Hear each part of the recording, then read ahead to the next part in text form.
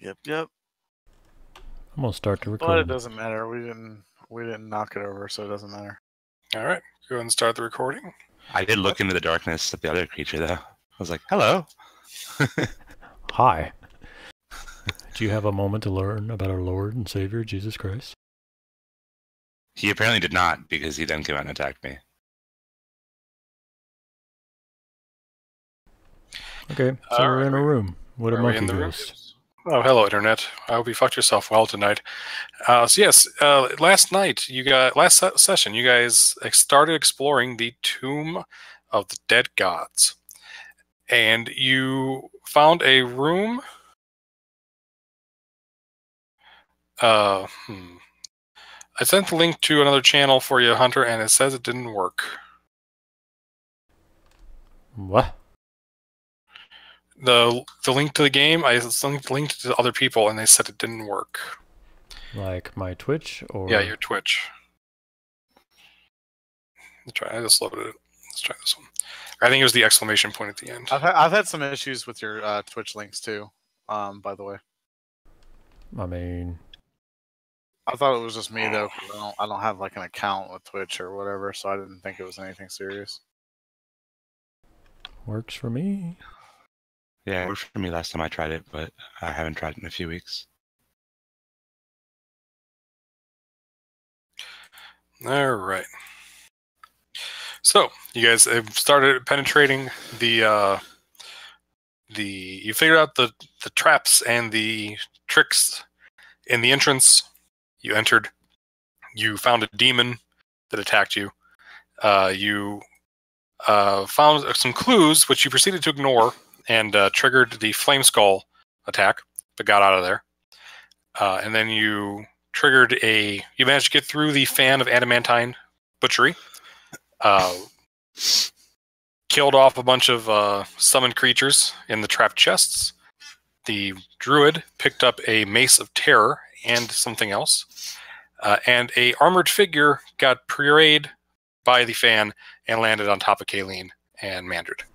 Did he break the fan, or is the fan still going? Fan is still going. Fan don't give no shit. It's made of adamantine. Oh, that's right. And I'm fucking prone under this thing right now, aren't I? Yes, you are. But it's a Fucking dead thing.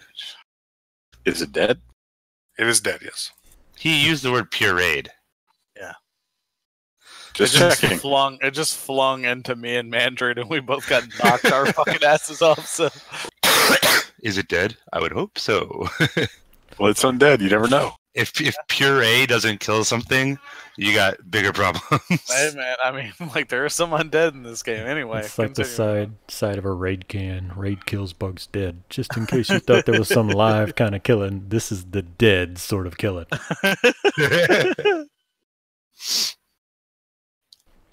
All right, so tell me about this guy. This thing currently crushing Kayleen, who I'm not helping. Okay. Is it a humanoid? Is it human? Is it a zombie? It appears to be humanoid. It is currently completely enclosed within a suit of armor. I'm gonna try to see if I can. I'm going to be screaming out help the whole time. Just like help! Please help! Oh god, please help! But I'm gonna try to like kind of like gently lift it off of me and see if I can like slide out from under it. Yeah, it's not fighting you, so you're able to like peel yourself out from underneath it. Okay.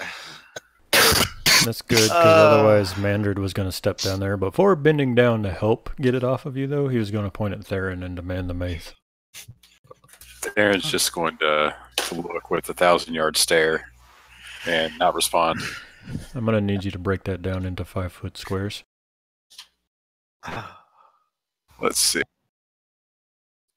About that many. stairs. Yeah, it's like this many. Yeah, I can't even stretch that far on the map. Got it.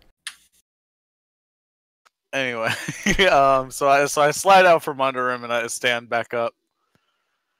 I just kind of, why does everything always happen to me? First the gargoyles, and now this thing, and then I kick it. Well, you do tend to find yourself in the middle of everything. At least what I can tell. Hey, what do you know? You just got here. You be quiet. And in the half hour that I've been here, you were right in the middle of the Shadow Demon, you were right in the middle of the Spider Mummy Army, and you were right in the middle of the Monkey Fuckfest. Look, whatever exists that controls this jungle of Schult and this damn city is out to get me. I swear before everything that is holy, and I don't even believe in gods. So that should tell you a little bit about that. It's fair enough. I was simply making an observation. I'm gonna we do okay. So there's the 3 chests, I guess, that we saw beforehand, correct? Yes, that you put the monkeys in that all died horrible deaths. Oh right, that's right. Okay, that's why somebody put ape shit right there. Matt, 1 second, Matt, were you saying something? Matt, Matthew, he is muted. Oh, hello. Hello. Oh, Did hi. you say something? No, I was on mute, so Okay, I thought I heard you say something. very unlikely that you heard me say anything. Gotcha. Okay. All I was gonna do was try to search this armored figure of any keys or anything strange on him that's out of the ordinary. There's not. What there is inside, it looks like a piecemeal man. None of his parts seem to match. They're all sewn together. It's like his arms are different sizes and colors than his torso, than his head, than his, looks like Frankenstein's monster, basically. Yeah, this guy's super gross, you guys. Sorry, just wanted to say that in character. By the way, if you guys were curious what happened to the monkeys in the chests. I was slightly curious. I was going to ask if there was any blood or stuff oozing out. Let's see here. The one in the Onyx chest took 10d6 plus 40 force damage. Got turned to a pile of dust. The one in the Rusty chest, actually, he doesn't hurt. However, everything that he was, so that one's still like banging, trying to get out. He was sprayed with a chemical that would dissolve all iron and metals. The silver buttoned monkey took 10d8 cold damage, so it was frozen solid. Okay. So disintegrate, rust monster, and cold. Sorry, out of character knowledge. I don't know that in character. I'm just for my own sake. Anyway, Do you let the monkey out of the box, Kayleen? I'm down in the pit right now, searching the thing. Karen's the one's up there. I don't think Karen's about that life. Karen will probably watch. Karen will watch as you guys open the boxes, but she will not do that. Karen's more likely to sit on the box and cross her legs and read her book than she is to open the fucking box. Also, I don't remember how deep is this pit that we're in right now? 20 feet. Shit. Okay, that's not good. Okay, so if I search the guy and he's just a stitched together mess of a man, I don't remember if I did this last game because we did get flung with metal guy into the face, but I think this is what I was trying to do, and I want to examine this sarcophagus right here. Okay. Yeah, the sarcophagus, it was made completely transparent, and the lid was pushed off of it and kind of shattered on the ground. It almost looks like it's made of glass now, and is opaque and empty, except for the corpse of the mummified monkey now. Is he completely wrapped in bandages, mummy? Or... Yeah. Okay, then as long as I don't see anything else in there worth poking at, I'm going to leave him alone. Nope, there was just the mace, which the druid has, and druid's still kind of staring off into space there. And what are you doing? I'm still just staring off into space right now until someone says something to me.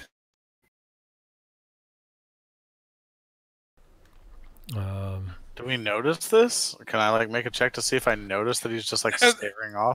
At some point, you would notice. I feel like Mandrid had no interest in jumping down in the pit, and well, he would have probably taken a trophy from the dead metal guy, but Mandrid would definitely be the first one over there to ask Theron what's up and to demand the mace. Alright. Theron's not going to do anything until Mandrid comes over there and tries to take the mace, and he's just going to if Manager goes for it, he's just gonna rip it away from him. This was totally like the douche bro shoulder shove. Like, hey, you're a puny little elf. What are you doing with that mace? I'm not gonna do anything until you try and take it away from me, and then I'm just gonna yell. I'm gonna say something like, "It's mine. You can have it. I went through all the trouble of getting this thing. It's mine." But Theron, to be fair, I think we all went through the trouble of getting it. But I mean, if you want it, it's fine. I don't use weapons like that. But if somebody could help me out of this pit, that would be really awesome. You can climb out without it. It's 20 feet. You can climb out. I'm not gonna make you make a check to climb out, but not in combat. In combat, you totally have to make a check. Oh, okay. I was gonna offer you a boost up, Kayleen, into the exit hall if you wanted. Yeah. Well, wait. Don't we have a monkey over there that needs release? Hey, Theron, if you would be super cool and go and let that monkey out in the middle chest over there, because it's still banging. And it's kind of rude for us to just leave it there, I feel like. Anyway, thank you, Eve. Whoop, whoop. Yeah, I just didn't see the point of giving you a boost up into the room if we would have to jump back in the pit and boost out. So I figured any of the three of them could open the box. Hey, also this. Oh, hold on, Greg. Was that Theron? Say, yeah, I guess I should let it out. So I'll walk over here and let the thing. Well, I'll get the monkey to let the thing out, or the other monkey out of this one. Yep. Once the chest is open, the monkey springs out. It's covered in some sort of fine dust mist, and it shakes itself off. And you have two monkeys left. That's like double the monkey we started. About half. We had. Eve didn't see that there was 4 monkeys. Eve came in the room with 1 monkey. Hey, guys, there's a this blade thingy that was spinning before. It's still spinning. Currently, it is not spinning. Oh, it's not. Oh, okay, it's not. Okay. Yeah, it's so. Ken, remind me because I'm terrible and forgot. Which way does the air actually blow when the thing starts going? Towards us currently. Okay, so you step on the thing, the ramp picks up and slides you and blows you towards the Fan of Doom. Well, it's not a ramp. It's just that it spins so quickly that it'll pull you through it if you can't make a strength save. I thought there was some like mechanism that Kayleen was prying on. I guess that's just the button. It's the whole floor on the other side of the hallway is a pressure plate. Oh, okay. Yeah. Okay. Actually, shit. If that's the case, can I investigate this side of it and see if there's a way that I can turn it off? Sure. You can give me an investigation check if you like. That sounds doable.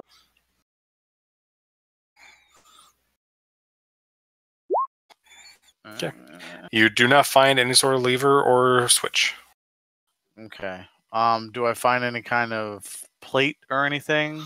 Nope. Over here that will activate it? Okay, so we can get back. The problem is that as soon as we hit that other side, we've got to deal with spinning death wheel. Yeah, so you go through and then get out, and then I'll go through and then get out. Yeah, we'll just do it one at a time. It's easier to get out than in because you step on the button after you've gone through the fan instead of stepping on the button and turning on the fan. True. All right. I'm going to. I'll use a bonus action to dash, and I'll jump over the blade. And let's see. That's I don't know if you have to stop me or not. But that's 5, 10, 15, 20, 25, 30, 35, 40, 45, 50, 55. 60, 65. No, it's 60. Okay. So you can get through, no problem. It's because you have 6 seconds, which is 1 round. So if in 1 round you can get through across, then you are perfectly safe. And you, like, as you run across, it starts spinning up, but you get through before it goes all the way. It spins up to full speed. It takes about 30 seconds for it to spin back down.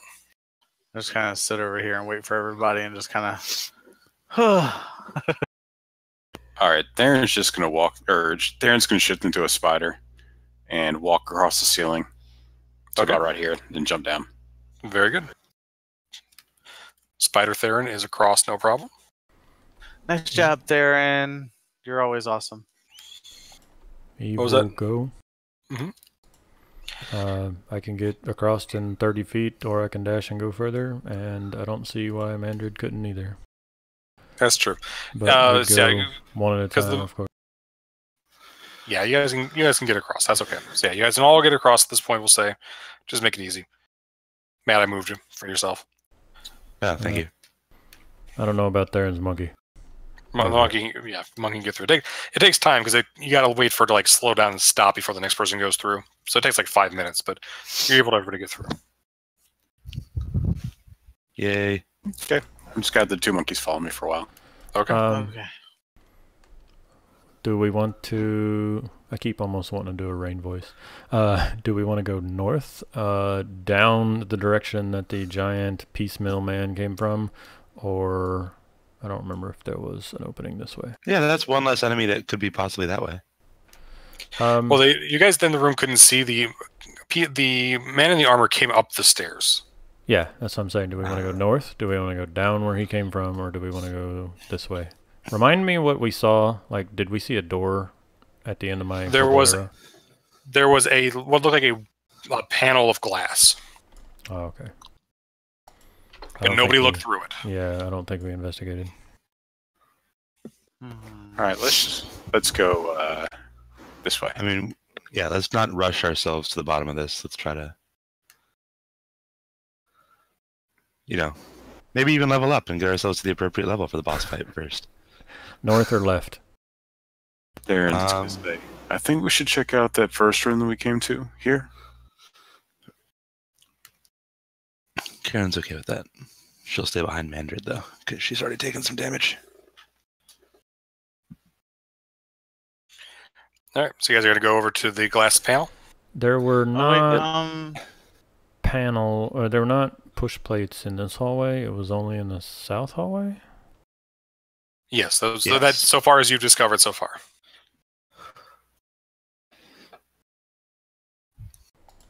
Let me get a Mandrid's perception check. Yeah, it says Mandrid on there. Whatever. Yep. You do not see any traps. You do see the grate in the floor that looks like there's a river underground. Okay, that's what I was gonna ask. He's not gonna step on the grate. He's gonna step around the grate. Okay. Theron, or who was that was going to say something there? That was me. Theron's just going to send the monkeys out in front of him to make sure that nothing happens to him.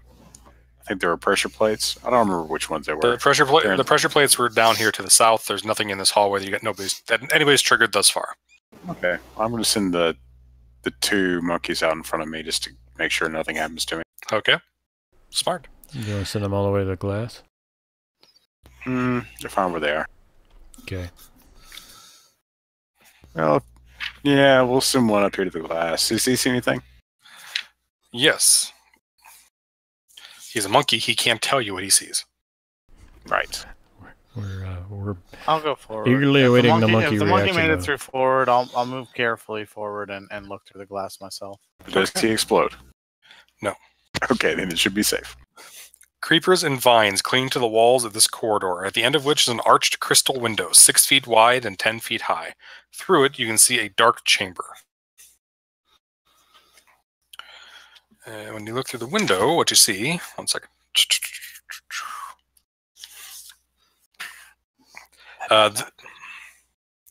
This vaulted tomb is overgrown with moss and creepers. A stone sarcophagus rests on a stepped dais in the middle of the floor. On the wall behind the sarcophagus, 2 large statues of bears grip a 5-foot diameter bronze disc embossed with a 12 glaring eyes. 6 desiccated corpses slump on thrones and niches along the walls. Each corpse wears a black mask made of paper mache and feathers.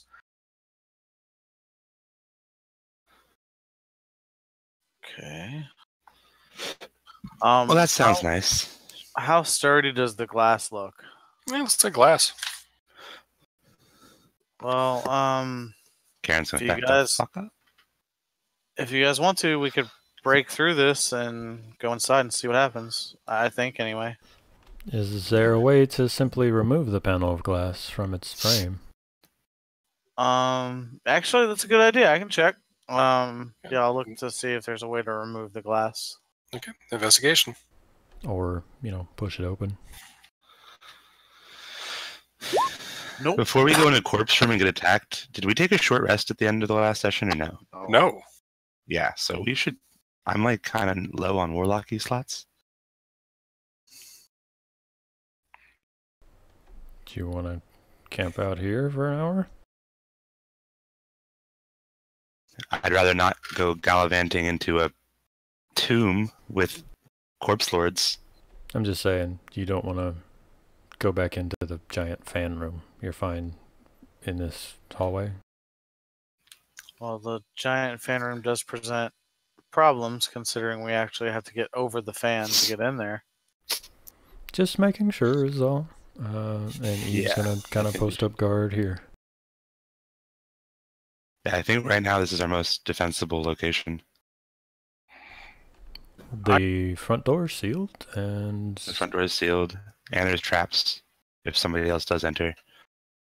And there's this glass wall behind us with a bunch of dead shit, but so far the dead shit's still dead. So, +1 for that. I'm okay with taking a small rest if we need to.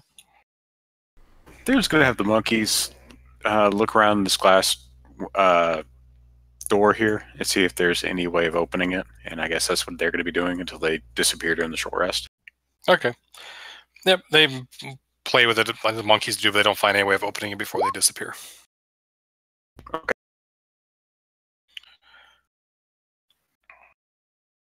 Let's see. Yeah, I'll just cast Bear Spirit over here. Kayleen, do you Is that- need healing? That's 12 hit dice now. I'll be 20. fine. Yeah, if we take a short rest, I'll be fine. Yep, 12 temporary HP. Okay. Cool. So, short rest then? That's what we're doing? Yes, indeed. Sounds like. Okay. And just a reminder in general, has nothing to do with anything you're doing particularly at this very moment. Just a reminder, you do have a riddle that was given to you during the last session. Oh, shit, that's right.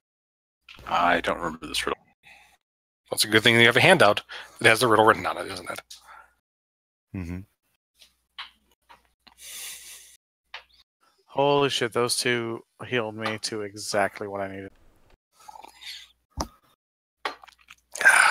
Beer. It's lovely, isn't it? Which handout set? The first It's one. the Asarak's first warning. Which poem riddle you thing. said these figures sitting on the chairs are wearing masks of feathers? Or masks that had feathers on them? Masks of paper mache and feathers, yeah. Paper You mache also- and feathers. You also noted that the bears were holding a large bronze disc with 12 glaring eyes. I did. You guys want to take a guess at which line of the riddle has to do with this room? Seeing as though the darkness it hides is actually that stone face thing right there, I'm going to go ahead and say you're probably right with Don the Mask would be seen. We didn't see any Well- spare masks lying around in there, did we? You did not. Guess you gotta steal one, Alright, so we Kaylee. should definitely send one person in to quickly go and steal one and shove it on their own face, and then steal the rest of the masks for the rest of the party. We're so smart, Well- you guys. There was also a room that we didn't really check back there. You think there might be a mask in the room to the north? No, I'm talking about the room to the right. This one? Before, Zombie room? yeah. Or spider room? Yeah, like Flaming Skull room? we went, we saw into that room, but we never actually went in there and, searched it. So there's that. Yeah, that's definitely a fight if we go back in there. Right, but it's also without the mask that hides, quote unquote. It's definitely a fight if we go in here too, from the looks of it. So And So what about that other mask that we have from the one or that wizard from Thay? Do you think that has some significance here? I think that was just a fancy mask to cover up her half-dead face. I think Yeah, so. didn't we take the mask off and see that she was just like fucking really Yeah, she was decrepit on just- the other side of her face? Right. Yeah. Yeah, that's what I thought.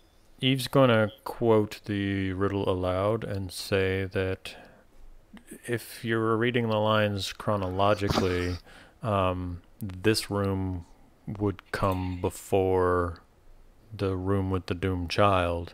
So I don't think that there would be anything in there that would help solve this room. And while Asararak, how the hell you say it? Asararak. While he's known for enjoying tormenting those who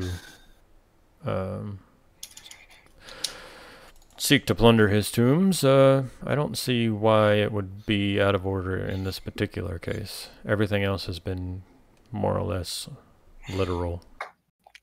Did anyone check in this thing that the Shadow Demon popped out of after the Shadow Demon popped out?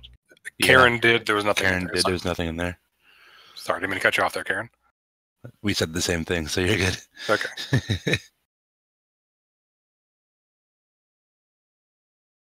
Karen can cast darkness again, but has a weird feeling it won't be useful. Yeah, not in such a small and close space. I think those eyes can see through darkness just as well as mine can. So Mandra's gonna say, "So you guys want me to break the glass or what?" Kinda, yeah. Sure. Yeah, let me step back for a second. Karen's gonna speak up, like, "Hey guys, this says first warning. Do we think all of these warnings are just for this floor?"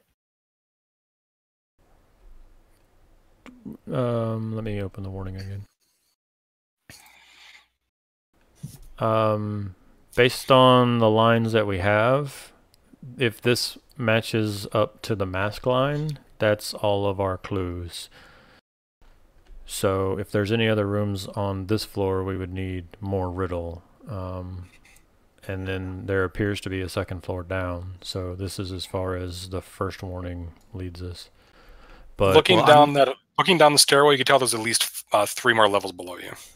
Oh, nice. Also, I don't know if we know this to be Asarak's first warning. I don't know if that's meta knowledge or if it's said that above the riddle. I will say it's in a handout. It says above the riddle. Okay. I just didn't know if that was like meta knowledge that there were more. So well, I think we still have. I'm not convinced that this is the doomed child. Like, the doomed child is the flame skull. Are we sure on that? Because there's still this way to go too. Yeah. Well, I don't know. I'm pretty sure. We left this room pretty quick. That could be the keys turn on the inside only or something. Right, but No, we were that's the told monkeys. that the flame skull was a smaller skull, though. Yeah, the flame skull. Yeah, the flame skull was a smaller skull, and it had the voice of a small girl child. Yeah, the keys turn on the inside is only the Killing chest heard it. that the monkeys turned the keys from the inside and then all died. Oh, right. That makes Yes. sense. So enemies opposed is the alley outside. One stands between them. In darkness it hides is the hidden statue of the flail snail. Dawn the Masker be seen is probably this room. Or no, in darkness it hides is the demon in the face. And then Dawn the Masker be seen, masks and eyes, and then speak no truth to the doomed child. I don't know what the child said, but we ignored it and pissed it off. And then keys turn on the inside is monkey deathtrap. Yep. Okay. So yeah, we just need to put the mask on. Okay. So Mandra's gonna shoulder check Karen's the gonna glass. goad Mandarin into breaking the glass. Before that happens, Theron's going to say, so did we ever check and see what was up in this direction? We came to the stairs here. Did we go past it? We did not. We did not, No, but we should we before we didn't go go that downstairs. Should we check that way before we open this glass? No, go, Mandra, go. I think we're gonna have to check all these rooms one way or another, so I don't think it really matters. After we're done with this room, we can go north and figure out what's up there before we head downstairs. Mandrid shoulder checks the glass just to see how tough it's going to be. Okay, it shatters, no problem. Does Actually, anything give me an athletics check. Give me a strength or dexterity save for Mandrid. Sure. I'll be right back. Sorry. That's Mandrid. Okay. Yeah, he's able to prevent himself from falling in, but he breaks the glass, no issues. And he does not see... I'll give you an investigation, I guess. He's super great at it. The only masks he sees are on the actual figures in the chairs. Yes. Okay. Eve's going to cast Mage Hand and send it to go pull a mask off a figure. Okay. He pulls the mask off. one. I bring the mask back with the Mage Hand. Okay. Karen's going to see this and get inspired and do the same thing. Okay. You have 2 of the masks. I'm going to hand the mask to Kayleen. Okay. Karen's go, too darling. curious, so she's going to put the mask on herself. Okay. So Kayleen's not here. Karen, did you just want to jump down and go on in? Wait, jump down? How? Hold on, what? The window. Oh, is that not the same level as us? Oh, you know, it's on the same level. I thought it was like 10 feet up, but yeah, it's on the same level. So yeah, you're good. Okay. I'm going to... Yeah, Karen will like testingly step slowly across the threshold while like keeping an eye on all these. I'm dead sending things. the Mage Hand for a second mask. Okay. You send the mage down for a second mask. Karen, you get in there. Nothing happens. She's gonna like keep tentatively stepping around. Okay. I give a mask to Mandrid. Yeah, but everybody, you can get. There's 4 masks there. You can each get a mask. No problem. Actually, there's 6 masks, so you can all get a mask. Sure. Mandrid is going to tentatively step in and then step up the steps next to the sarcophagus and check it out. Like, is it see-through like the other one? Does it have anything carved into the lid? What am I looking at? Okay.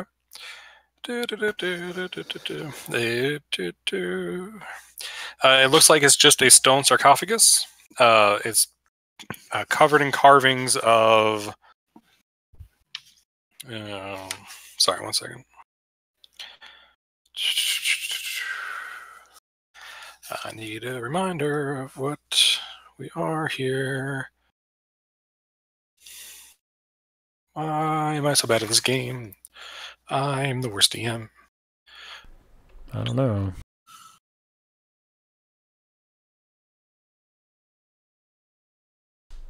I definitely pull some stunts while DMing Star Wars. Karen's gonna be like over here looking at this decrepit figure and be like, I wonder what it means now that this guy doesn't have a mask. You could grab him and drag him in front of the disc. It is carved with it. No, it is carved with the likeness of a Zorbo, the koala-looking bastards that threw poop at you. Fucking bastards.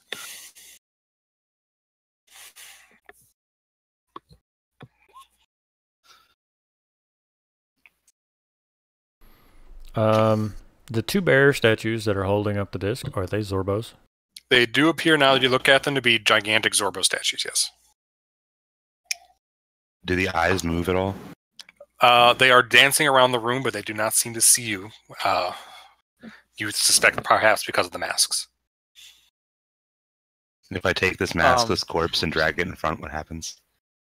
Nothing. Okay.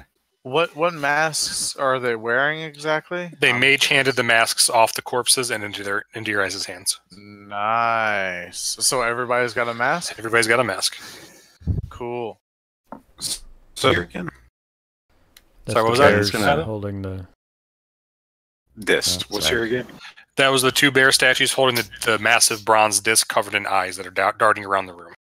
Ah, okay. Karen would like to open the sarcophagus now. Okay. Give me an athletics check. Oh, Karen is super good at this. I got this, you guys. Shove! Oh, wow. Yeah. Yep, you can push it open, no problem. Inside the sarcophagus is the bones of what looks like a Zorbo. And lying on top of the pile of dusty bones is a ring. I'm not so sure you touched the ring. Karen's like, if you guys give me a minute, I can cast Detect Magic as a ritual. I pick up the ring with a mage hand. Okay, you pick up the ring.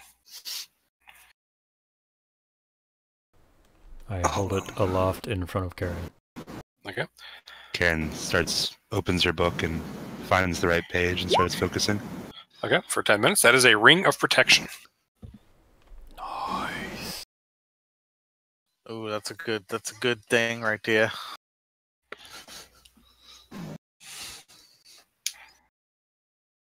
Theron's going to be staring at the ring. I think one of you should try putting it on. Karen's like, I volunteer as tribute? Question mark? Because she's like clearly detected this ring and knows what it is now. But it's like, yeah, I'll try it on. Yeah, well, you used Detect Magic, but did you use Identify? No, but he told me what it was. I told you what it was. That's my mistake. I thought she cast Detect Magic. So I have Identify as a ritual as well. Okay, so you cast it. You cast Detect Identify, not Detect Magic. Yeah, it's a ring protection. Okay, well, let's get out of here then, right, guys? Karen's like, So, wait, did you actually give the ring to Karen, or are we still discussing that part? Yeah. Well, the ring is floating in a mage hand directly in front of you. Okay. Karen will snag the ring and be like, yeah, time to go. Okay. When you snag the ring, the dust in the sarcophagus swirls into the shape of a small, feral, bear-like creature that billows towards you with a ghostly roar. Oh. Bitch slap it with a mage hand. Do you fight it away? Mage hand doesn't do anything. Do you want to try and fight it off, or do you let it inhabit you? I would not like to let it inhabit me, ideally. Okay. Then what I need from you is a charisma saving throw. DC is 16.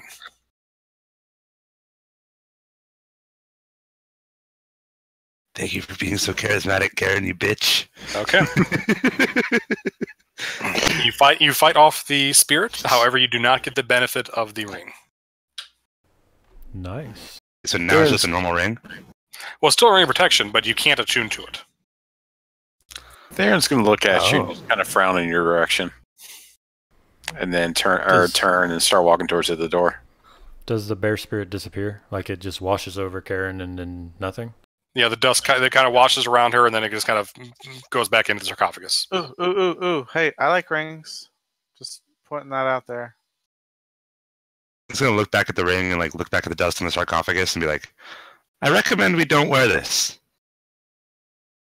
I mean, what's the worst that could happen? You get... What does the ring do, actually? That's a good question. I don't know about magic stuff. Karen's going to look at the ring and then look at the sarcophagus and think back and look at Theron and be like, are you feeling okay? Oh, I'm fine.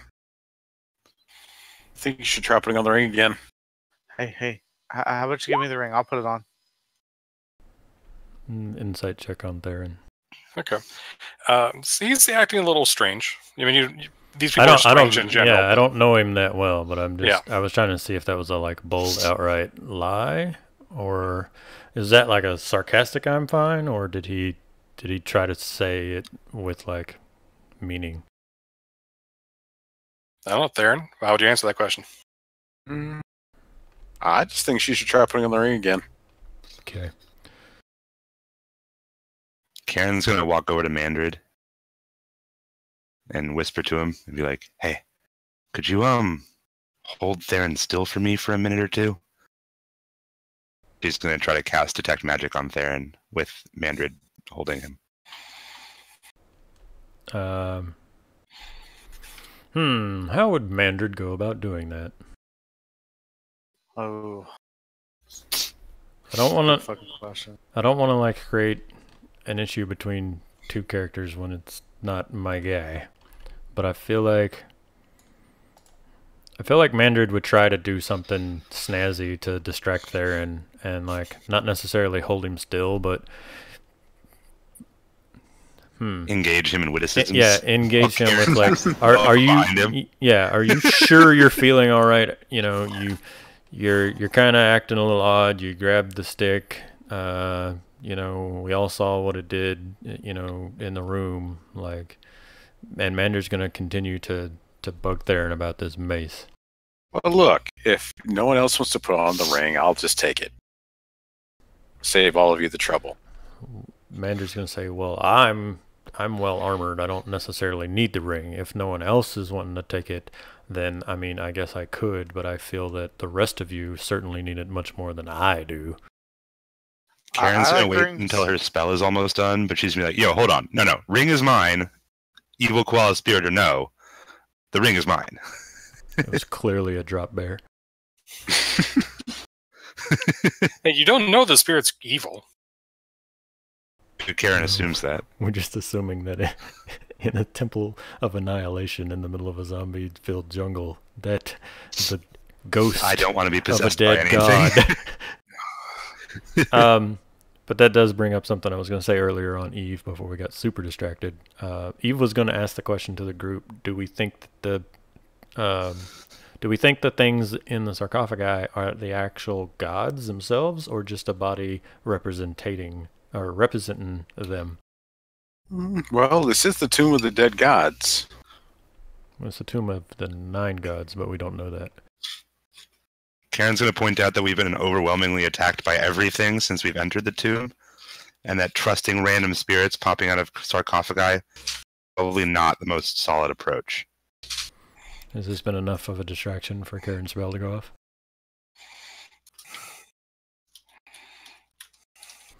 How long did you need? Well, the casting time on Detect Magic is 1 action, and then when you make it a ritual, it multiplies it by 10? Adds It's 10 on top. 10 minutes. Yeah, 10 minutes on top. So it adds 10 minutes on top, so it takes 10 minutes. Or 10 minutes and 6 seconds. 10 minutes and 3 seconds, 6 seconds, whatever it is. Yeah, sorry, I read Identify over run there. there. Identify is a 1 minute cast. Yeah. So Karen's keeping the ring, and Karen's keeping the ring, and she's not letting anybody else wear it. Theron totally has my mace.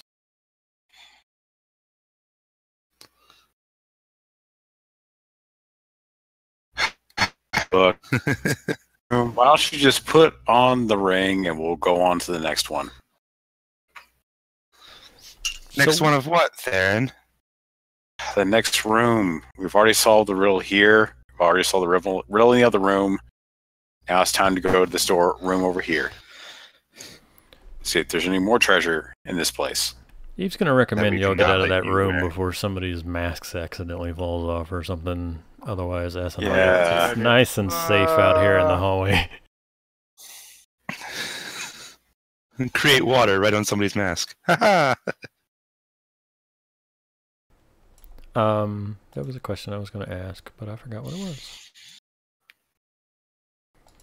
Oh, Eve was going to ask the group what exactly it is that y'all are in here for, because she previously asked Mandrid, and he hit on her instead. Oh, we're in here for a certain artifact. I think something. It's not good. But it's not the things from the dead gods? No, the only thing we have any interest in is the soulmonger. Eve is going to be intrigued. It's the thing that's making all the people who are immortal not so immortal anymore. There's also other stuff in here, though, from what we know. But how did you hear that the soulmonger was in here? Well, we really didn't. We heard there was another piece of treasure here. Some small vegetables told us. Oh yeah, those guys too. Wasn't it Orvex who actually told us? Because he was Yes. with the wizards. Yep. That is correct. We also It's much heard more fun if the vegetable pygmies told us that. Wait, So are we Karen's going gonna north stick or with are we going right? Where are we I going? was going to go north unless you wanted to fight the zombie spider room. I mean, that. Karen would not like to fight the zombie spider room, but would like to go north. I'm just saying we have found an item in each room so far, and there's another sarcophagus in that room that we did see. We're finding magical Are you items. sure all we over need this any more place. possessed magical items? Wait, I mean, how do you know that they're possessed? Do you not remember the monkey and the crazy koala? Nah, not really. What crazy koala? The dust koala. You know the dust koala that attacked me when I tried to put on the ring? Did we see that, or did only she see that? I'm gonna say everybody saw that. Okay. Oh, well, I think you were just seeing things. Can somebody hit him over the head really hard? I've been thinking about it.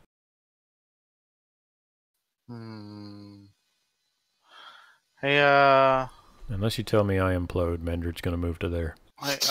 Eve, how about you go forward a little bit? I'm gonna talk to Theron for a second.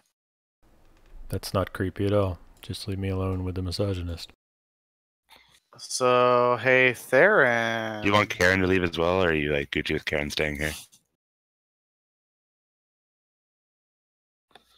I mean, she doesn't seem to care. She's already kind of gotten like really close to Theron, and like kind of like done the whole thing where she like puts a finger on his chest, and like and she's like rubbing it a little bit, and she's like, "How are you feeling, there, big guy, Mister Manly Man?" Sun's getting real low. I'm feeling perfectly fine. I don't see why everyone is so concerned. Yeah, that's good. That's good. I'm glad you're feeling okay. Yeah, it's real good. You're looking really good today. It's nice. I like it. You look very handsome. Oh, well, thank you. I'm going to Theron, are you holding on to the mace? Mm-hmm. You're holding on to it? Shit. Well, I mean, it's a weapon. But I mean, like, is it on your belt, or like, are you actually like holding it in your hand the whole time? Probably on my belt. I'm gonna try to sleight of hand the mace out of Theron's grasp. Okay. Give me a sleight of hand check. Oh boy. Slap his wrist. Break the wrist and walk away. What's your past perception there, Theron? 17. Okay. You can The most you perceptive catch her. motherfucker in the books. Yeah. Can I try to make it look like I was like trying to grab his ass instead? No, that's what sleight of hand is for. Damn it! Now you should grab his ass, even though you've been caught. Yeah. Even though I've been caught, I grab his ass. Colleen has a thing for Theron anyway. He saved her life a bunch of times. Theron's gonna kind of squint his eyes at her and kind of see what she was doing, but not make too much of an action. Yeah, she pulls her hand, like after she squeezes your ass, she pulls her hands away and she's like, "Sorry there, buddy. You just seem to be acting a little funny there, and we're all a little worried about you." I don't know. That was a little different than normal. Are you sure everything's okay with you? Oh, I mean, yeah. Mm-hmm. She kind of like reverts her gaze. Look, don't worry about it. It's not a big thing. Anyway, let's In the meantime, Karen casts hypnotic pattern, so I guess you need a can you give me a wisdom saving throw there, Theron. And God damn it! Suck a butt. Stop using wisdom shit on the druid.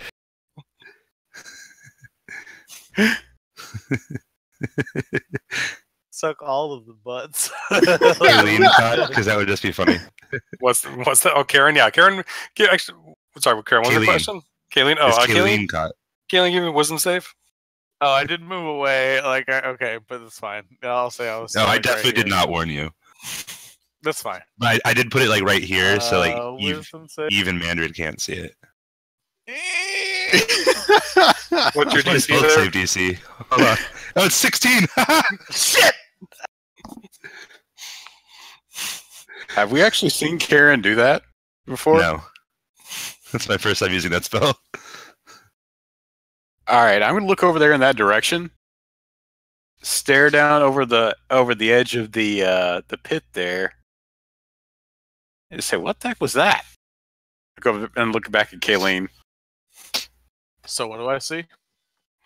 At the moment, you're just event. It only lasts for a minute. So after a minute or so, you snap to it. For a moment, you saw. Does anybody have the link to the image that you guys always used for this? Let me find it again. You see Hypnotoad from Futurama. Oh, that's fantastic! Hell yes. So for a moment, Killeen just like drool out of her mouth. I almost feel like, you know what? Just for the memes, it's right on top of Theron's head, and she's just drooling, looking at Theron for like a solid minute. There it is. There it is. Kayleen, you okay there? Yeah. She wipes her mouth. Yeah. Don't worry about it. I'm fine. You don't look super good or anything. Bye. Okay. All right.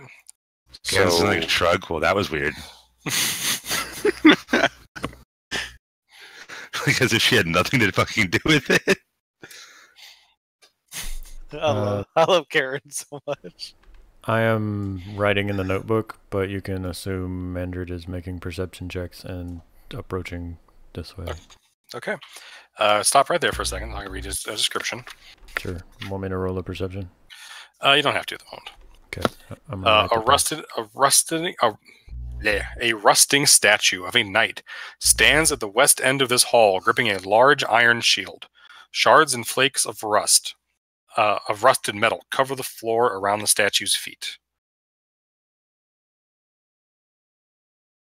Karen's going to whisper to Mandrid, "Mandrid, you should go hit the rust with your sword. Just, test it." I don't think that's too great of an idea. And I was just bragging about my armor, and I'll be damned if I walk in here and get attacked by some sort of statue that rusts all my armor away.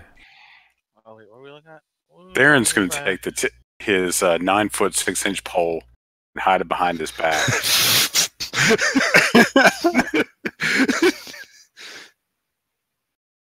Oh shit! Did we cut that off a little bit? I forgot about that. Yeah, Mandrid. I let Mandrid borrow it. He broke it. So I can see that there's passageways on both sides? Yes. Mandrid can. Well, yeah. The royal eye.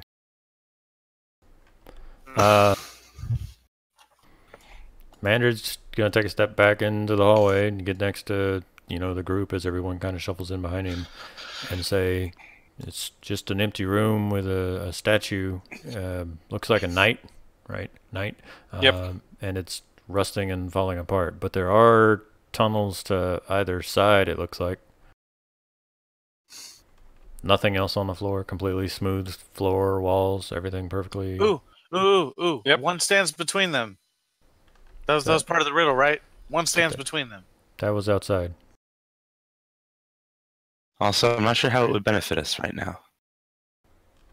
What? Wait, are you sure that was outside though? Because I mean, we're still on the same floor, and there's one night thing, and there's two paths, so one stands between them. Yeah, but one stands between them was the second line of the... This is Eve, by the way. The one stands between them was Ankh, whatever the flail snail's name is. Eve knows.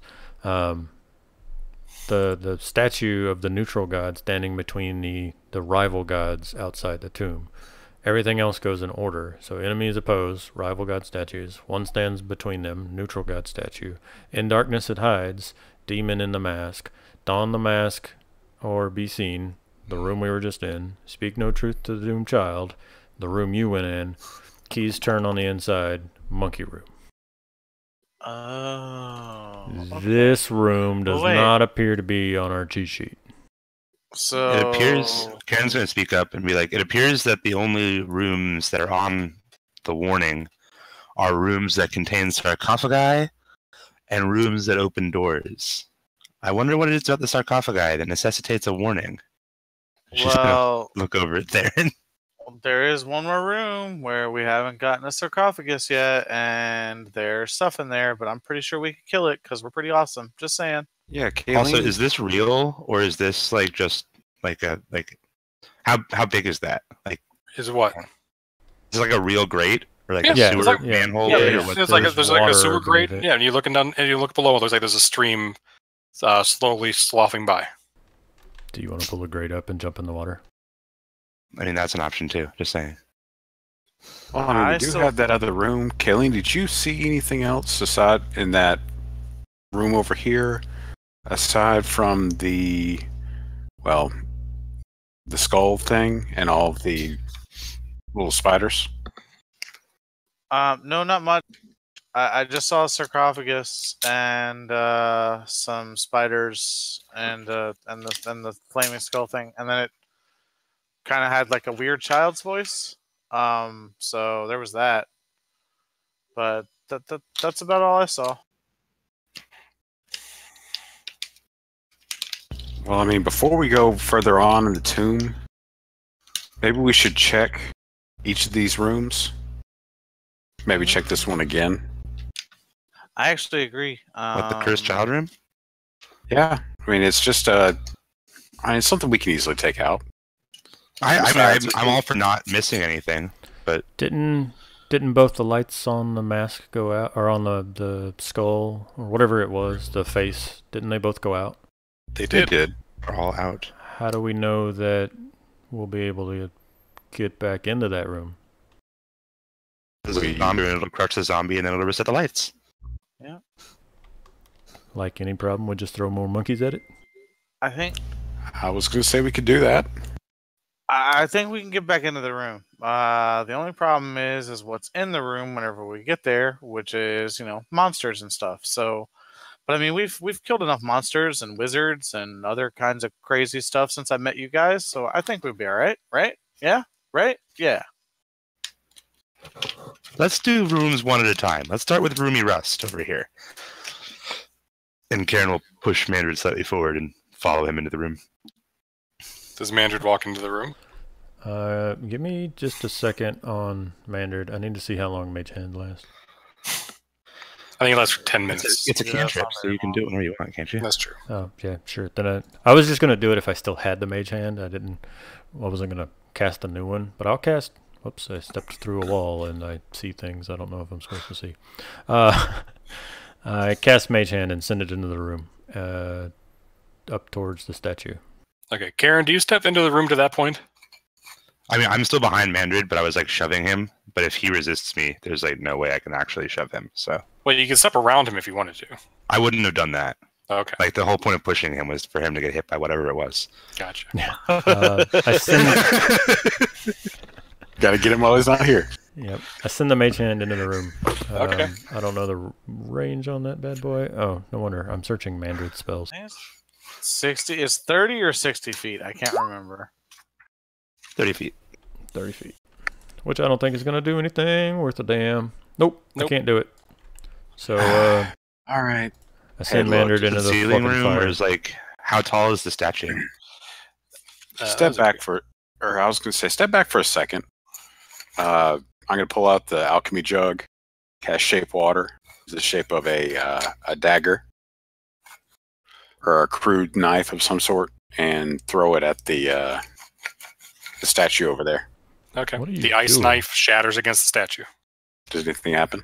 Nope. Look back at everyone else and say it seems safe. Ooh, Karen's gonna look up and be Send the like, monkey. looks up. Like, how tall is this statue? Like, does it fit under our ceiling, or is there like a vaulted ceiling in this room? The ceiling there is 10 feet tall, so it's like an 8-foot tall statue. Okay. Do you guys want me to check for traps before we move forward? I mean, I'm not super good at it, but I might get lucky. Things happen. I'll look back at Kayleen. Hold on a second. And I'll pull out the 10-foot pole, press these first two, the 9-foot 6-inch pole. Yeah, press the two tiles. And does anything happen? Does they depress any at all? Nope. See, first two seem safe. Theron is the best, you guys. I mean, whatever. Just move forward. Move forward. Oh, I'm not going first. I didn't say you looks go at you and shakes first. her head like, hell, like you're the one with the stick. Mandrid goes. I'll kill him. I don't care. Commander goes. Okay. Give me a athletics check, please. Yep. DC is 10. Does he add his thing to his own save? Because now a save Yes. is a check. It's a check. But Okay. Yes, it's just a base check. Okay. Nice. He feels pulled towards the statue, but he is able to resist. Oh, actually, he has disadvantage, so never mind. He does not resist. He's going to hate you guys. Okay. wait, he's gonna hate us? Yes. Yeah, when his character loses all of his armor. So first off, he moves, how far is that? 50 feet? Oh, that's bad. 40 feet. Do I move the token? Or are you doing things? I'm doing things. He takes 16 damage as he slams into the statue. And also as he hits it,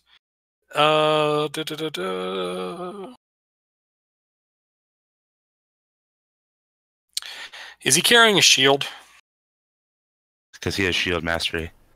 Yes. Okay.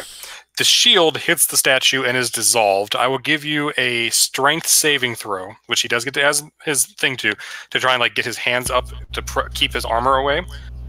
It will be a DC 15 strength save. This does get +3. Okay. You said 16 damage, minus 12, 4. Sorry. Will we have time to react and like do anything? No. 10. His armor is dissolved as well. Oh, fuck no. Oh my god, you guys. Mandrid's gonna be so fucking pissed whenever he comes back. At Karen. Poor Patrick. Oh my god. I don't remember. I guess I just delete his armor. I was gonna say I don't remember how to turn off on Roll20, but I guess I'll just straight up delete that. shit. There's like an equipped Gotta delete it. check mark. Well, no, he's just got to delete it because the armor was dissolved. Like, it's not even there anymore. It's not like he can sell it or use it. It's like Yep. It Was turns it- to rust. Shield gone Yeah. too, you said? Shield gone too. As long as it's not coming. It is completely gone. I don't know what's going on with his AC, but it's not factored off the.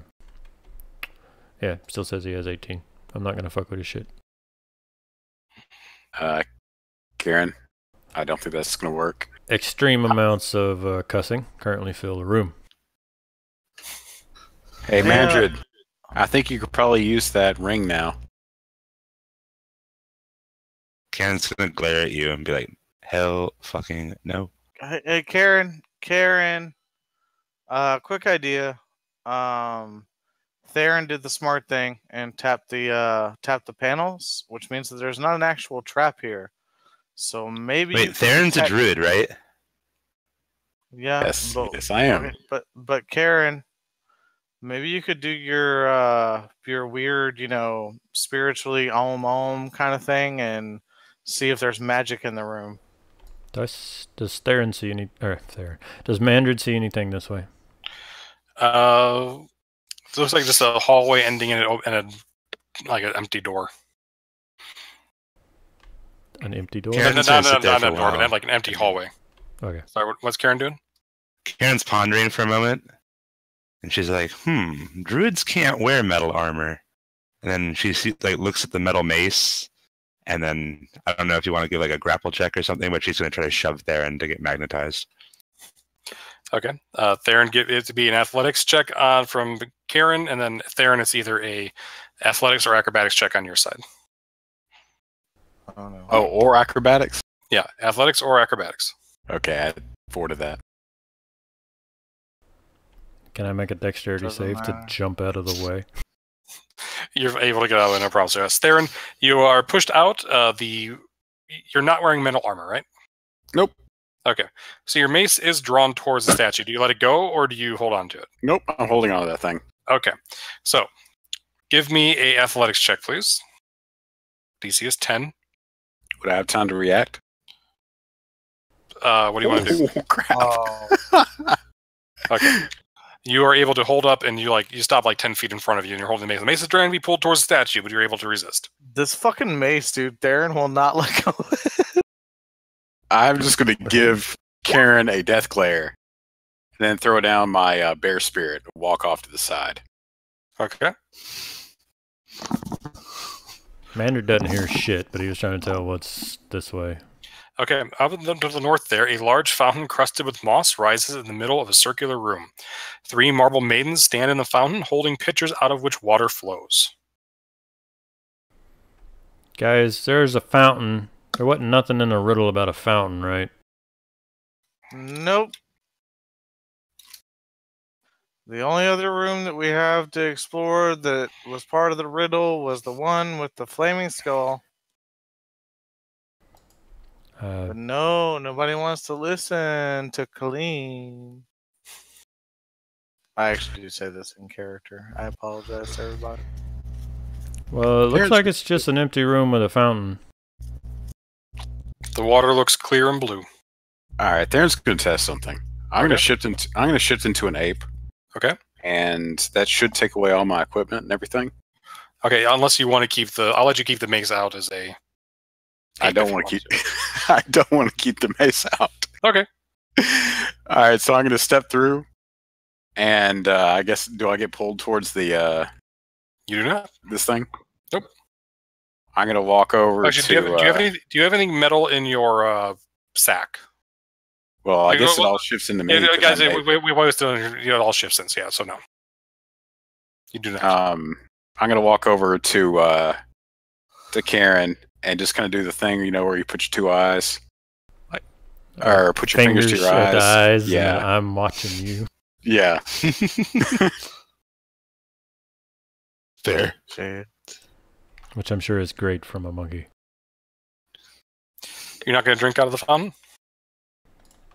Mander's fucking pissed. He's too pissed to be having fountain sips. Okay. I didn't know there was a fountain over there. So we watched this, right? Like, we watched this all happen. Yeah. Actually, Theron, when you were in that hallway, you would have seen the fountain across the other hallway. Yes, you would have seen all that happening. Okay. Can I make like a check or something to see if it was metal that drew him out, or it's pretty obvious as the metal drawing. It's magnetized. Okay. All right.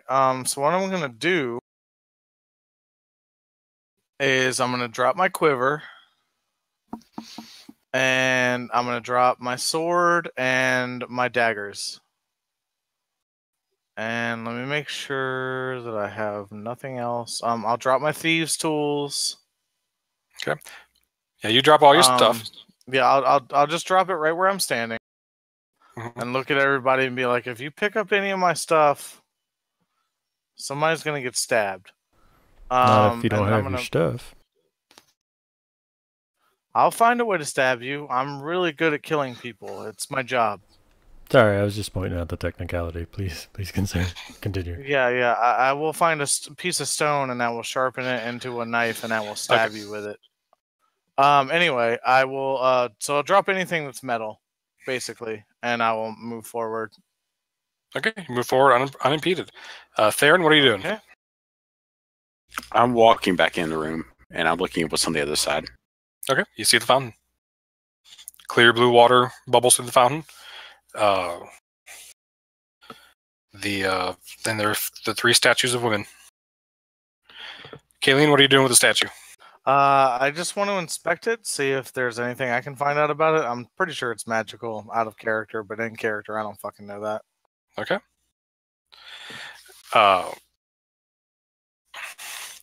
So yeah, give me an investigation check if you like. Huh.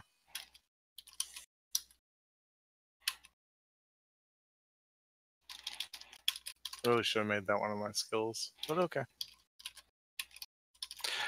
You do not see anything. It's like a statue, but you can see the pile of rust that used to be Mander's armor laying at his feet. I'm gonna kind of like move back just a little bit and then yell over, "Hey, Karen! Karen will yell back. Like, you're good with magic stuff, right?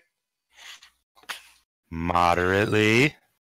Hey, drop anything that you have that's metal, and then come over here. Karen will raise an eyebrow and be like, all right, well then somebody else needs to stand guard over our stuff and make sure no one comes down this hallway. Because that's what I was trying to do. And then she'll like slowly acquiesce to Killian's demands and take off all the metal before stepping into the hallway. He's going to say that I'll gladly stand guard over everything because there's no way I'm going in that room after what it did to Mandrid.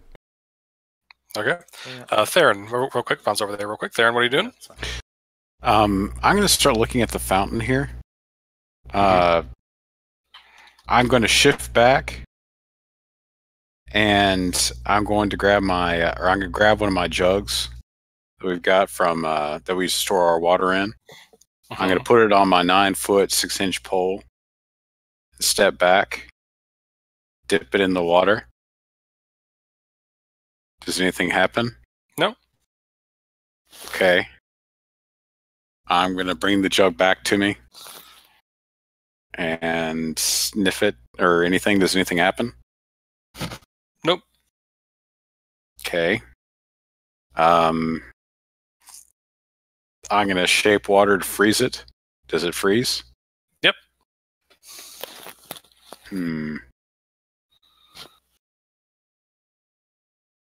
Looks delicious.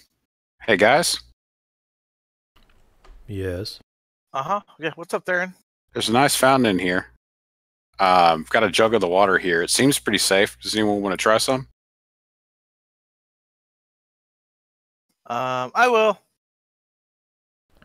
Oh boy. If Theron's offering it to Colleen, she'll try it. Why not? Okay. I will take a drink of the water from the jug. Continue to drink the water from the jug. Let's see here.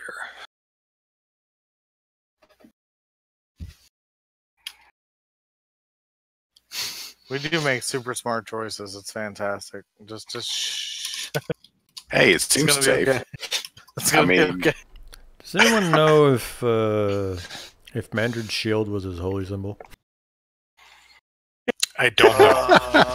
I don't remember. Oh no, I hope not. Poor Mandrid. We'll say no for right now.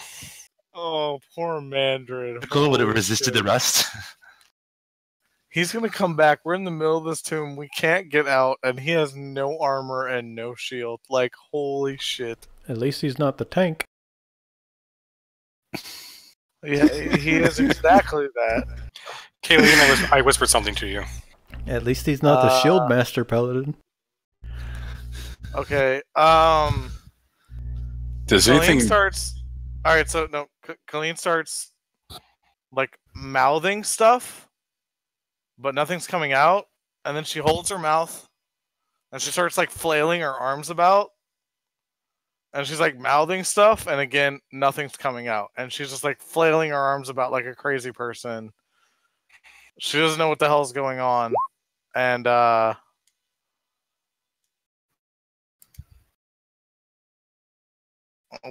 we had the rogue drink a potion of muteness. She's looking directly at Theron, most definitely. And she's like, she's mouthing words, but there's nothing happening. The water tasted really good, by the way. Oh, also, Evelyn, you do see a massive armored figure stomping your way around the corner. Okay, well, two things. One, I'm going to note that we should totally all drink from that fountain and have the best role-playing session ever. Two, since I can talk, I'm going to scream bloody fucking murder. Okay. Let's take a 5-minute break real quick. I do want to point out, I did do a die roll. There is a chart of things that can happen. Not all. I'm not going to say all of it's bad. There might be good stuff on there. This isn't the worst thing in the world. It might be worth it for the rest of you to try to drink it. Just saying. But I mean, let's roll initiative, and then we'll do the combat when we come back from 5-minute break. Give me a chart. Sounds good. All right, cool. Tracker. Finish my drink and try to make another one, and then I'm probably gonna try some too, just because. Does it break it if I roll before he hits the thing? I don't know. Fuck it. I think it does. I can't remember.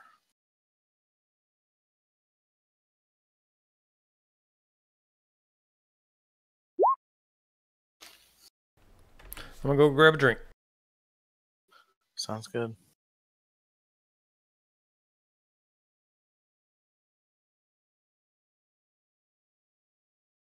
Oh, Me too. man. I'll be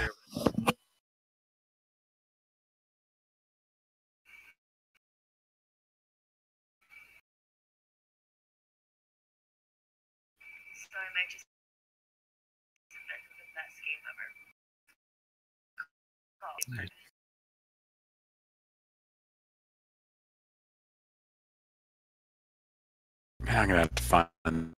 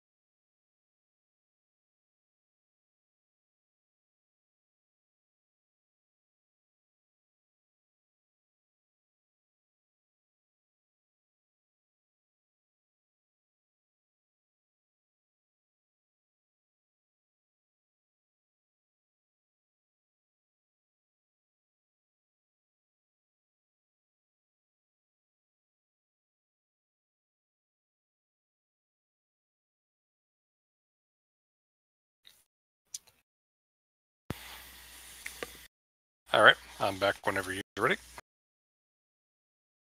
Back? I'm back.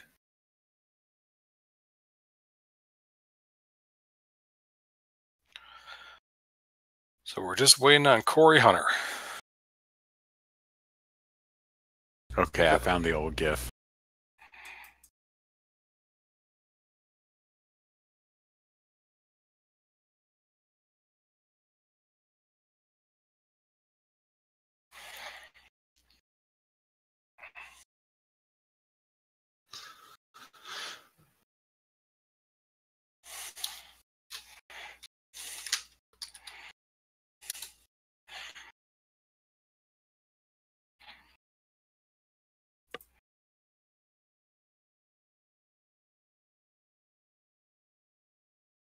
Are you playing board games, Ken? I don't know why it says that. I haven't played Ticket to Ride in like a couple days. I don't know why it's popping up. It's not open to my computer. Just-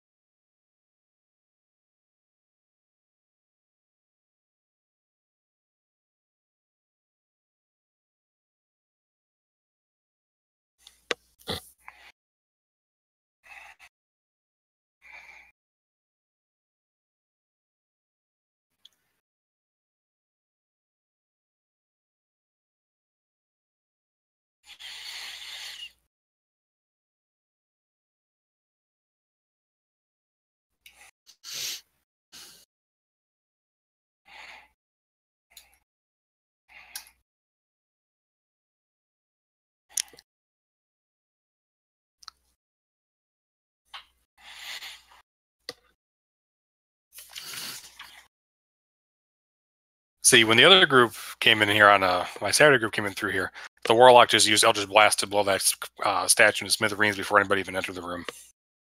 See, that would have been the smart. Well, when someone threw a dagger at it and it did no damage or no visible damage, I kind of didn't do that. Ice, and look who threw it. Yeah, throwing an improvised ice dagger at a stone statue is not going to do any damage. Not even 1d4? No. Isn't it the damage for improvised weapons? You're right. I should have had to make an attack roll without proficiency. If you hit the statue, had him roll a D4 damage. Yes.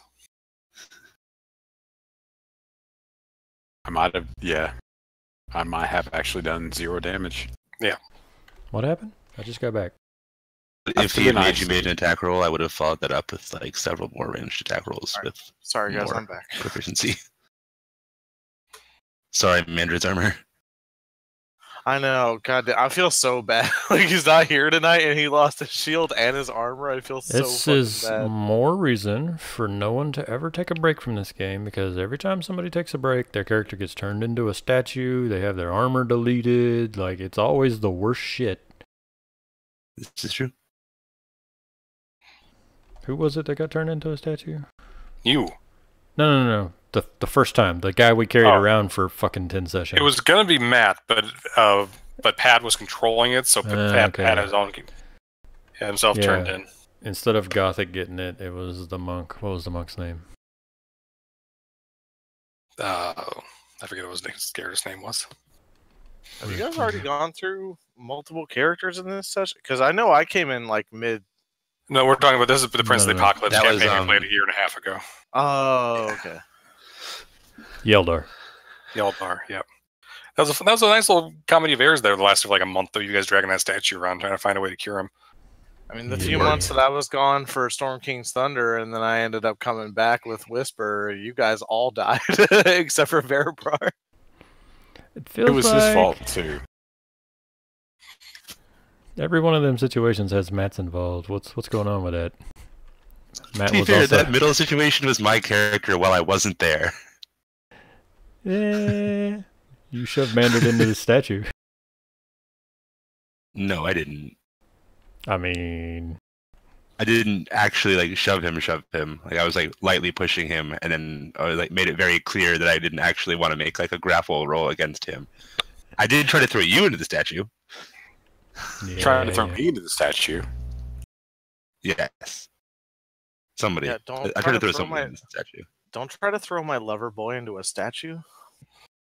No, you almost broke my. You almost broke my mace. That was the goal.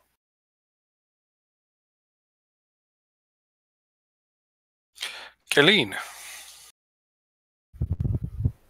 Eve screams bloody murder and points down the hall at a giant statue man. Okay. I can't see how far it is. I have no weapons on me right now, currently. Correct. So Stand right there, I'll throw one at you. You have your bow, just no arrows. yeah, exactly. I'm gonna get to on a bonus action dash. Get to my stuff. Found it. How much can I pick up in one turn? You can interact with one object. So you can use your turn to pick up your quiver. What I'll say is you can either pick up your entire quiver, but you won't be able to shoot this round. Or you can pick up one arrow and fire, but then you just don't have any arrows in hand. That's fine. I'm gonna pick up my whole quiver, and then let's see, move back 5 feet because I only move 50. So yeah, I'm gonna move back 5 feet, and then that's gonna be my turn. Okay. Eve. Okay. I'm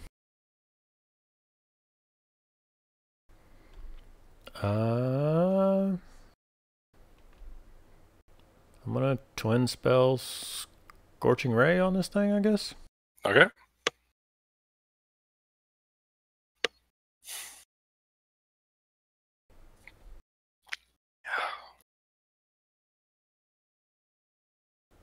Yep, that's what I'm gonna do. Cool. 3 rays. Nope. Nice. Splats against his armor with no effect. That hits. That's fire, right? Yep. Okay. That hits. I need to re-roll both the dice in that second one. Oh, it misses anyway. Yep, 13 is not hit. All right. And that's it, I reckon. Okay. Karen, the new girl, starts throwing fire out of her hands. Quite a lot of fire. I am going to activate Flames of something or another. Because I used fire damage, so I'm surrounded by fire. Deal with it. Oh, okay. Karen, you're muted if you're talking. I'm not. I was thinking. You heard Slowly. yourself? Yeah, a little bit. Karen will walk up here and be like, "Oh," and be displeased. But she also really, really doesn't need her armor. So she will just cast Hex on that dickhead. Okay. And a couple of Eldritch Blasts. Okay. I assume your arcane focus is your book, right? Yeah. It's the minor magical item I took level 1. It's like a undamageable book. Okay. Just making sure it wasn't metal. Yeah. That would be shitty, wouldn't it?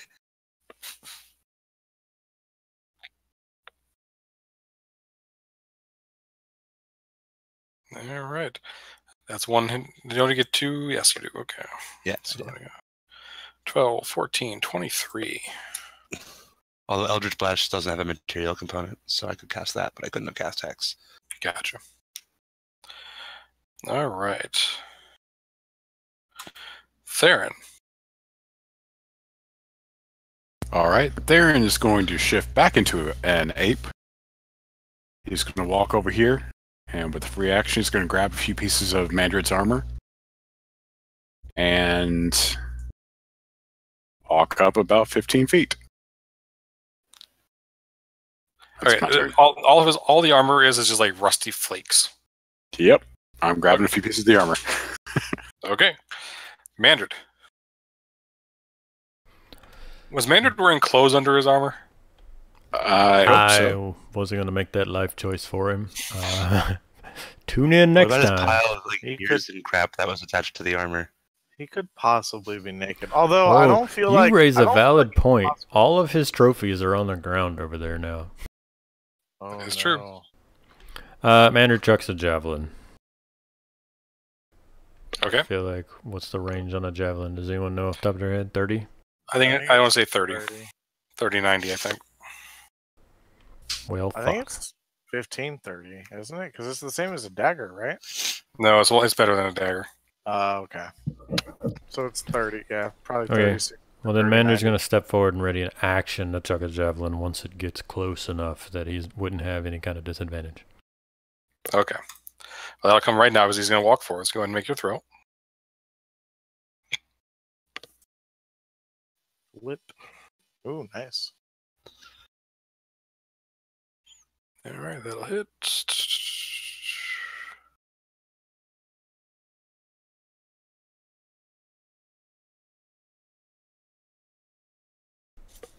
Okay, Lane, I want you to know that I stepped in front of you. All right. So, I already noticed. on one hand, it took fire damage, so it has disadvantage on its attack rolls this turn.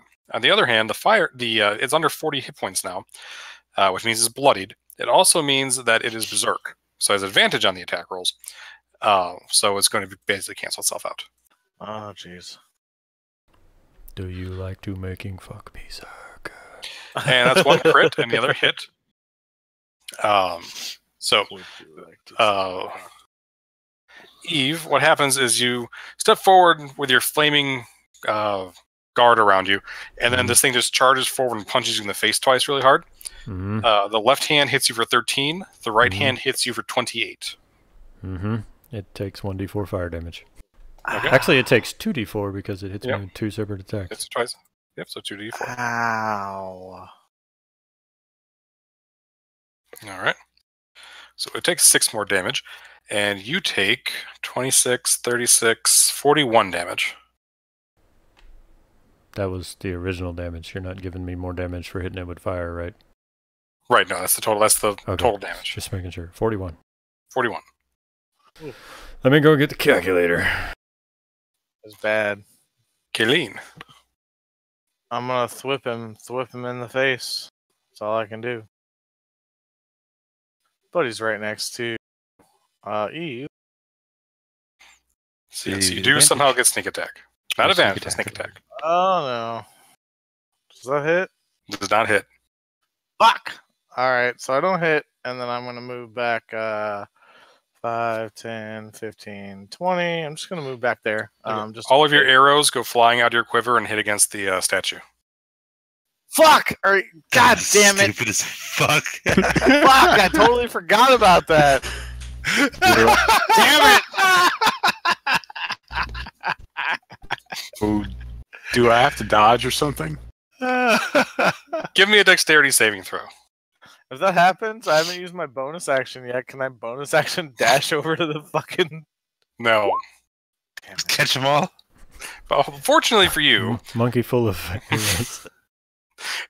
Now, Theron, were you trying to dodge in the way of the arrows to catch some, or were you trying to get out of the way of the arrows? I think I caught some either way. You did. I'm just trying to figure out how successful you were. How many arrows did you have in your quiver there, Kayleen? Oh boy, a lot?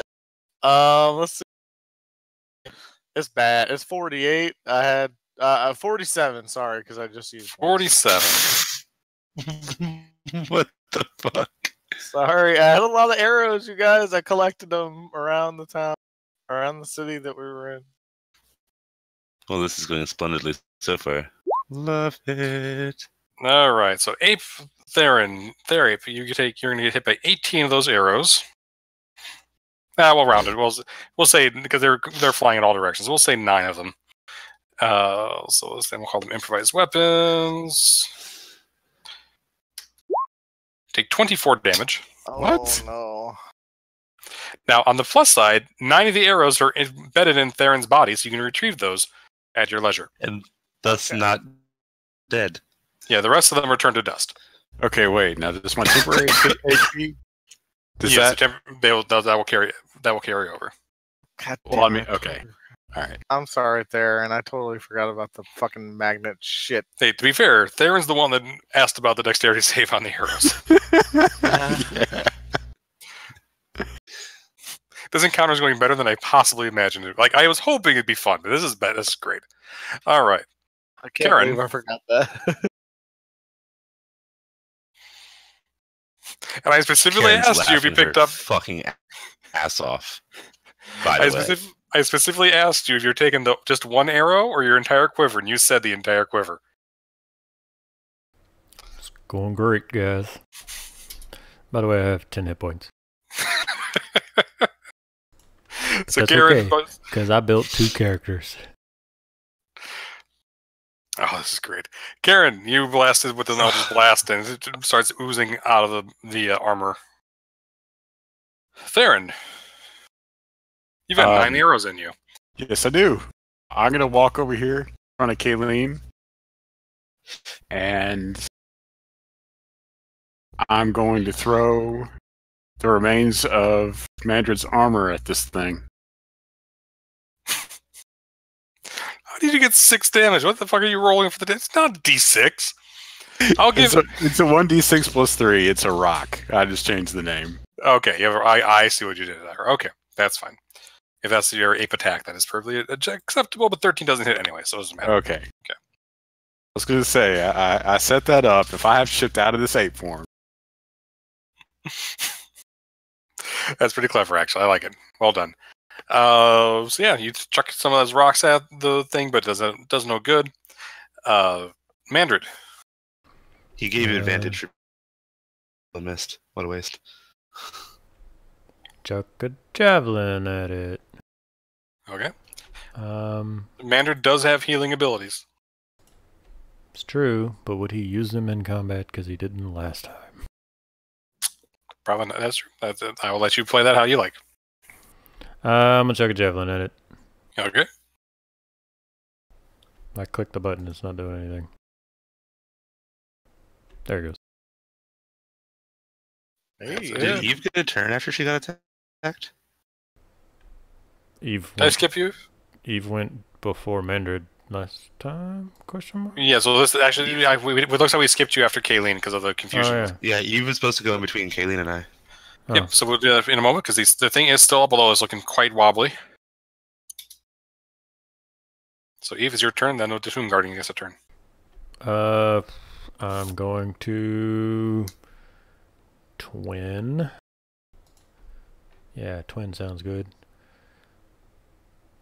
Scorching Ray again, even though I should probably take Magic Missile and just go for the guaranteed hit. If you have like a touch range spell. So that you're not Oh yeah, disadvantaged. it is right in my grill. Hang on, I'm juggling character sheets. I have too many. You're already pulling up your new character. No, I have Mandred up, and I keep going to Mandred spells and going, what the fuck is all this shit? Oh right, wrong character. Nope, I'm doing Magic Missile then. So I'm gonna twin Magic Missile at 2nd level. I don't know why it didn't do it at 2nd level. That's Okay. fine. It's fine. It did 5 damage there. It's the next. Yeah, it's fine. So it takes. Only has 6 hit points left. So yeah, it keels over. It slumps over dead. You notice that it is in fact wearing plate mail, and it's about Mandred's size, although the armor is disgusting looking, covered in spikes and kind of oozing.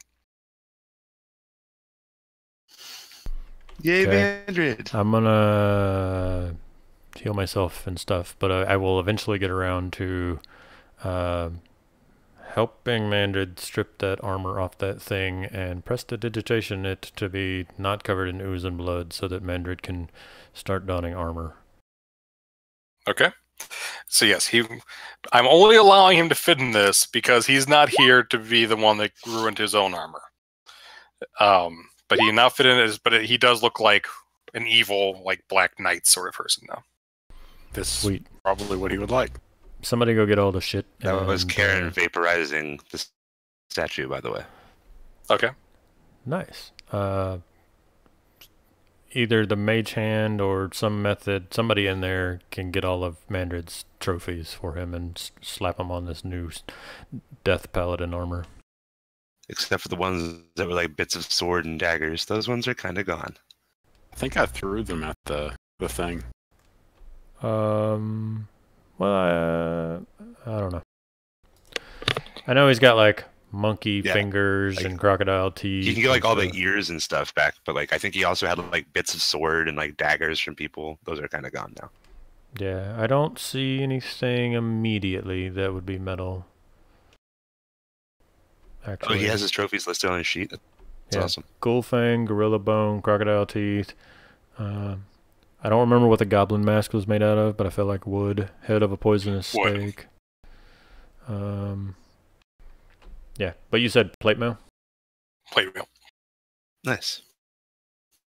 So before he shifts back into Theron, Theron's going to pull the arrows out. Okay. I will say those 9 arrows are still usable because you're being careful about it. Actually, give me a medicine check and just don't roll under a 5. It's gonna be great.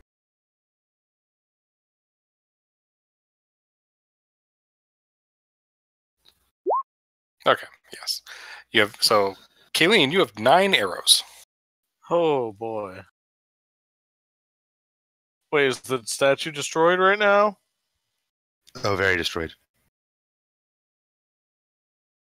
I'm asking the DM. 'cause Yes, I the don't cat statue. trust Yeah, Karen's destroying it. It takes like 50 hit points, so it takes a few rounds, but she blasts it hard. Oh boy, that's not good. All right, cool. I'll go back over. I'm gonna give Theron a big old hug as I go, and I'm gonna be like, I'm so sorry. No, I you forgot can't. about the You're magnet. still mute. Oh, okay. Well, I'm still mute. Okay, fine. I'll just give Theron a big hug, and I'm still mouthing words, but nothing's coming out. And then I'll move past him and collect the rest of all of my stuff. I keep trying to add plate mail Karen's to also Theron's gonna grab sheet, her but it's not stuff. working. Hold on.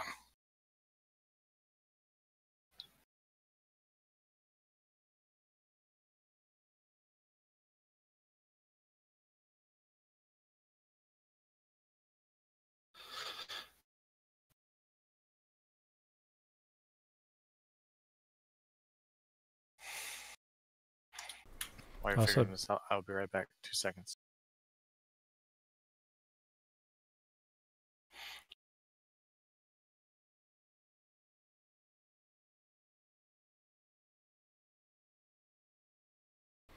I also don't know why his armor class doesn't calculate correctly. Okay. Plate armor just went in for me. Sorry, I didn't realize you were on the sheet now. So that should make his AC 18, right? I think so. I'll go check. His AC with his shield should be 18, whatever the armor Well- situation is. He doesn't have a shield anymore. Well, what class is the armor that he just got?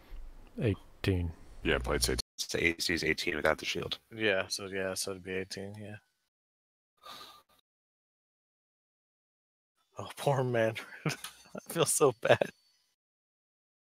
Hey, we got him an upgrade. Kind of, yeah.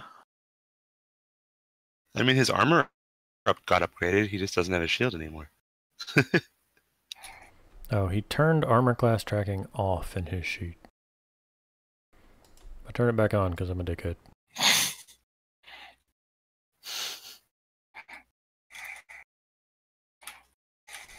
Okay, sorry. Juggling character sheets and shit. Andred has an armor class again, though. Yay.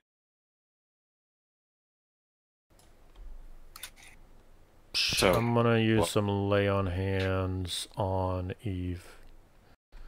Actually, I'm not, because he does not appear to have any.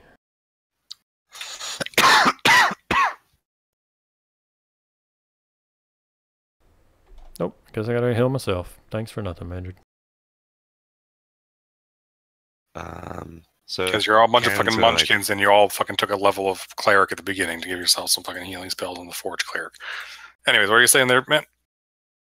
To be fair, I did it for the armor, but yeah. Um, I did it for the skills. I'll hand Eve the bag of good or Eve the bag of good berries and the jug of water. How many good berries?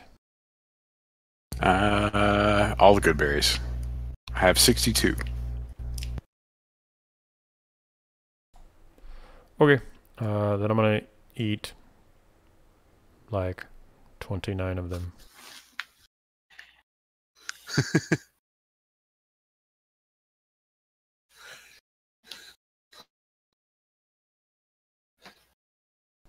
Because No water. I don't see us getting another rest real quick. Unless anyone says otherwise, though, Mandred and Eve are going to head back to the spider mummy room, I guess? Right, Kayleen? Is he here? I am, but Kayleen can't say shit. Kayleen is trying to talk to you guys. Like, she is physically like, at this point, she's jumping up and down, waving her arms around, and like her mouth is moving, but there is nothing coming out of it. Mandred high-fives you while you're waving your arms above your head, and then walks off towards the spider room. And he looks like a badass because of his new armor. I hate everyone. Wait, so we're going back to the 3 chest room? Or the No, zombie no. room with the skull? The skull room, I believe. Or do we Kayleen want to went. check out this vent first, the manhole cover? Beneath it, we saw a rushing bit of water. Do you want to, like, jump in rivers? I didn't hear rushing. I heard slowly moving. Oh, sure. Could we? I mean, I'm definitely about not going through places which are quite obviously trapped by an insane Lich King type dude. Mandred will try to pick up the grate. Okay. Oh, are we going that way? Oh shit. Mandred by himself is unable to do so. If somebody helps him, you probably could. Does Mandred get the idea that if someone helps he can, or does he give it a good old college try and nope, that's sealed on there? It kind of shifts a little bit, but it doesn't feel like it's sealed. Karen will walk up and be like, "Come on, Mandred, put your back into it," and start pulling with him. Mandred lifts using his back in a wrenching, jerking motion. Karen, what's Karen's strength score? Karen. It's probably 8. What's Karen? What? Strength score. Her strength is 8. Okay, what's Mandred's strength score? 17. 17. So 8 plus 17 is 25. Okay, that's just enough to be able to lift it. You have a combined score of 24. That wasn't so hard, Mandred. Come on. Yeah. So you guys lift it up. Mandred does most of the work. The water flows slowly past. Mandred's gonna like kneel down and look down in there. Okay. Yeah, it's a dark chamber. It's a dark cavern full of slowly running muddy water. Does it look naturally made? It looks natural. Yes, Matt. What were you saying? Is it big enough to stand in, or is it like? Can we see the bottom of the water? How tall and big around is it?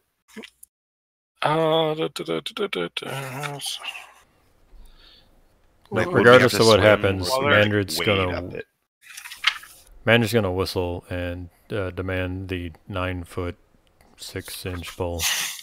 I was just about to do that same thing with actions instead of words because I can't speak.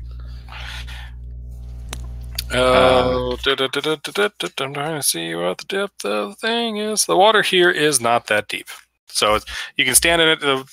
It's probably about 5 feet tall at the ceiling, so like you might have to stoop a bit, but you can stand. The water is a few feet deep, so it's like waist deep water. Mandred's gonna turn back to Karen and go, "So this over the room full of mummy spiders?" Karen's gonna jump in the hole and be like, "Yep." Colleen is like shaking her head and jumping up and down, waving her arms, trying to like signal to go back towards the other room, but apparently nobody's paying attention. So there you go. Water's flowing north, by the way. Okay. So wait, which way is the water going? Like up, North, down yeah. to North. bottom to top, or top to bottom? Bottom Bottom top. to top. Hence all the arrows. So you're really going to follow that passageway down there? Not so sure that's a good idea. Karen can see perfectly well, so she like doesn't have any problem with like the dark. Like, yeah, what's the problem with that? And Are you like, already slowly in the start water? advancing. Yeah. Oh yeah, she jumped down. Like as soon as Mandred asked her, like, you prefer this way, she was like, yep, and jumped in. Okay. Why'd you have to wait till I use both my wild shapes? Mandred's gonna shrug and jump in the water, and he's gonna make quite a hell of a splash. Okay. How deep's this water? Like about waist deep. Okay, waist. Oh, hey, there's water through the wall. Oh, hey, what? I like stepped through the wall and I saw the water. Yep. Yeah. Eve is going to comment to Kayleen and say, "You have some very odd friends." Colleen again moves her mouth, trying to speak, and again nothing comes out, and she just kind of shrugs at you, like she's fed up with it, and she just kind of like slumps her head down, like but again nothing comes out. Good thing you know thieves can't, right? I always imagine thieves camp being like a Cockney rhyming slang. I don't know. The way it's described in the book, Subtle is that it hand can signals be and stuff. yeah, it can be subtle hand signals. It can be a spoken language that's like in like very weird, like broken whatever the fuck. But like It's like coded though. Like I thought it was it's like always last coded. word of every sentence, or like Right, like weird things yeah. like that. And it's also a written language too. So I could it was like write it down.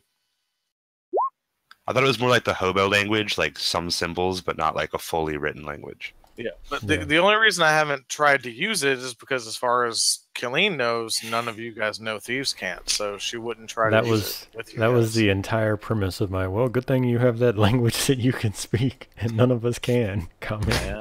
Yeah. I'm an asshole. It's kind of like druidic. All right, If cool. Karen were there to we go. die, my next character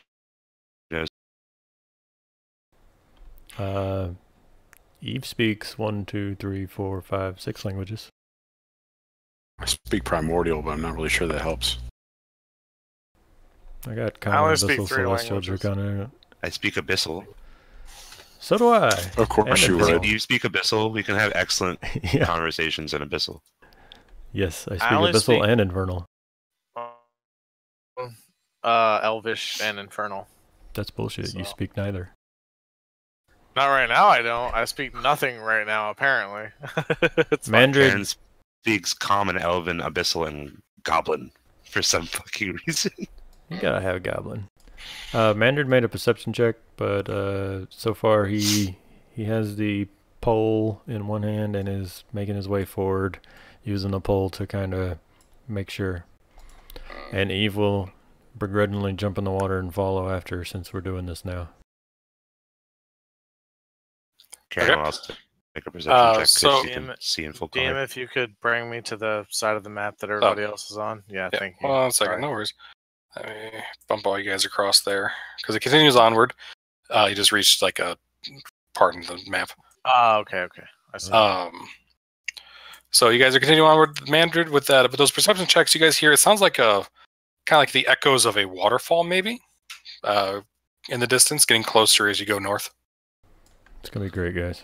In waist deep water, Karen wants to be very sure to like keep track of how fast the water is moving. Like as soon as it starts to pick up, she wants to like stop moving forward and be like, "Hey guys."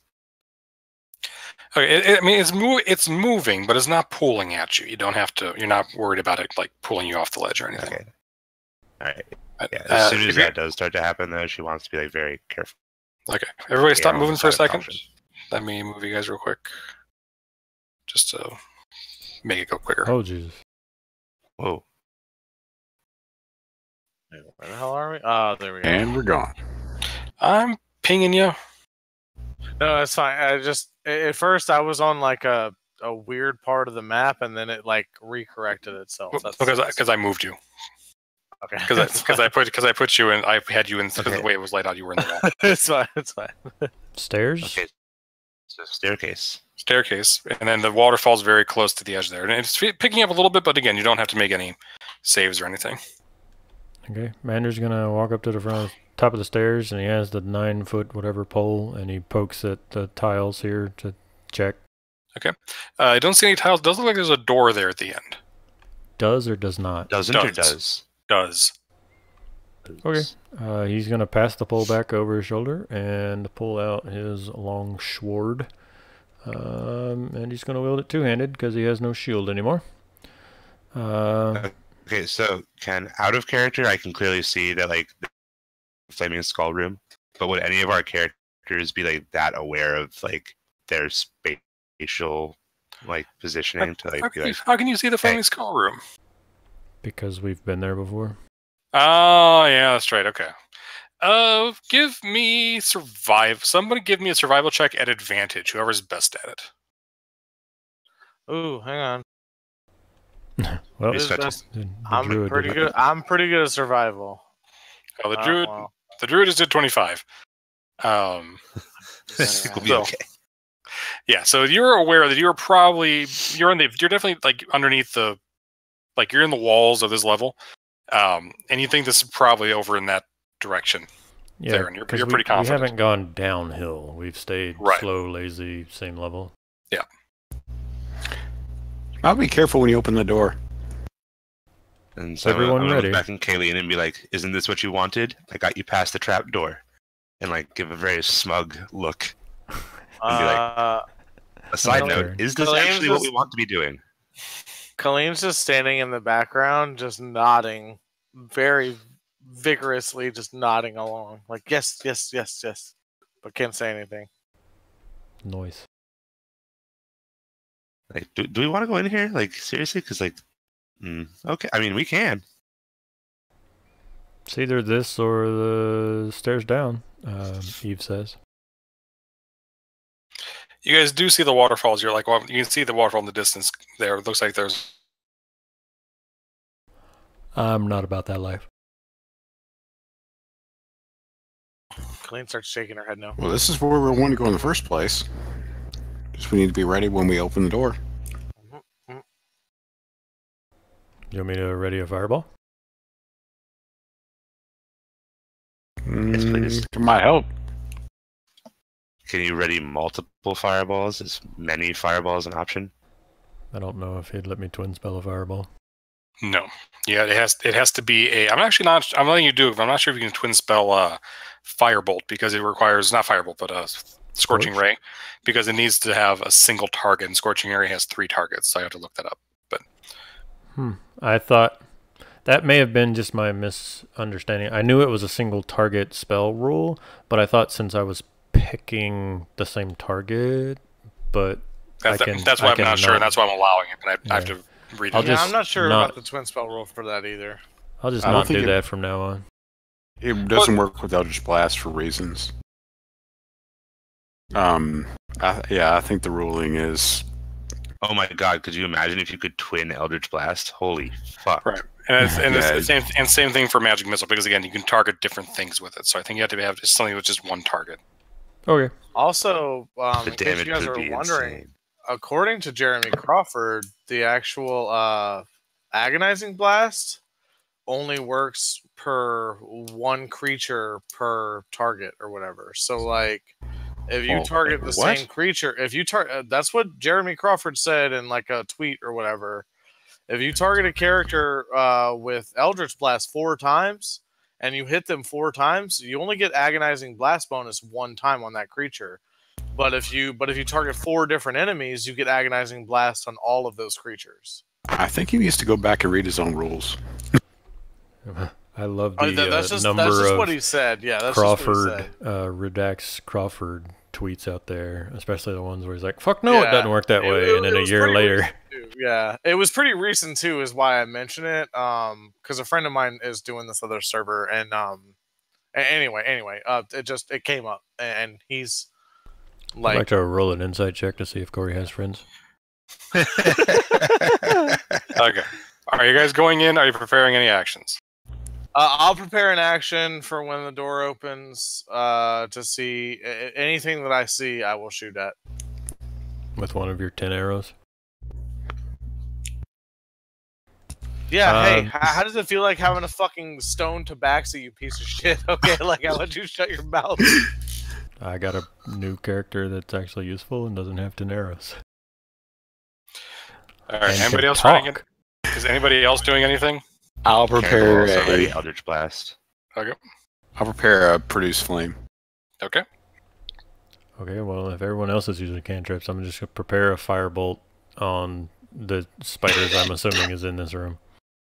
Hey, I was preparing a cantrip because you were bringing out the big guns. Okay, I will prepare a 3rd level fireball, assuming that there are still a bunch of spiders in this room. I'm not just winging a fireball for no reason. And Mandrid will attempt to open the door. Okay. Mandrid can, in fact, open the door. Okay. Let me just get to the right layer here. And on top of the sarcophagus, there is just a writhing mass of what you can now tell are definitely undead spiders. One each fireball, I suppose. Okay. Going to give it the fireball up. Anybody else going to use their ready to actions? Yep. And Karen will target 2 different targets on this one, actually. All I can see is the spider right here, in my line of sight. So I'll shoot him, but I'll wait until it's my turn. So Okay. I'm re-rolling the 1 that I rolled on my fireball, and I get a 2. There we go. So an even 30 damage on the fireball. All right. Not bad. And No. I will use flames to wreath myself in flame. Okay. What's your DC? It's 15. Are you a Phoenix 15. Sorcerer? Is that what it is? No, I'm a tiefling. Okay, I'm confused. I usually play I don't know what you're doing. But It's one of the racial feats from Xanathars. Oh, okay. All right. Bunch of this. Actually, how much did you? Let's see your Eldritch Blast there. Neither one of those hits. All right. And you were shooting. Go ahead and shoot, Kayleen. All right, just this one's the only one I can see right here in the middle. Okay. Did my produce flame end up taking?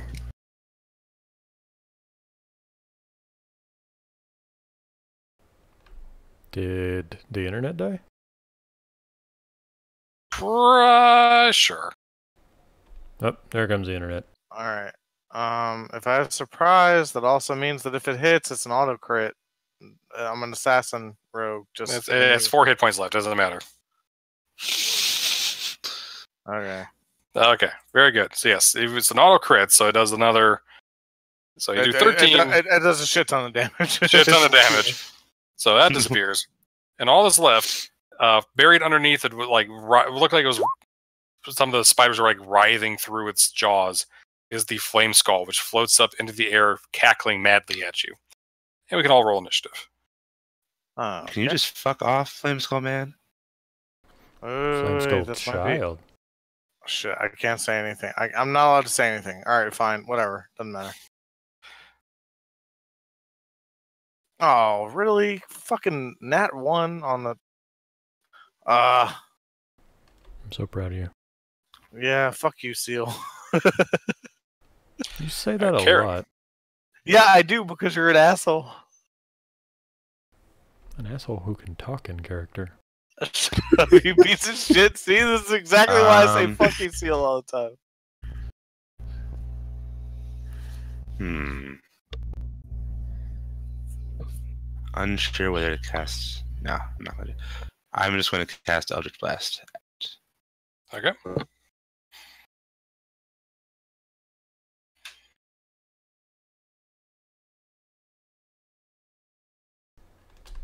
Do the thing.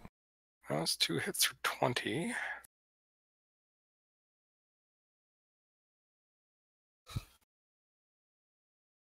All right. Oh, we typed at the same time. All right, Amanda's turn. Manid rushes in the room and is going to swing his longsword two-handed at this particular flame skull. Okay. As opposed to the other Flame Skulls in the room. Does he still have a longsword? Yeah. He has his sword. The only thing he lost was his shield and his armor, and we got the armor back. Sort of. I was assuming the shield was like in a sheath, so the shield, like the sword was in a sheath, so the sword was covered like in leather and didn't actually touch the statue. He did not have his sword out because he was explorating a room with a bunch of rust monster shit in it, but I couldn't do anything about the shield and the armor. Okay. Good job. I'm going to swing again.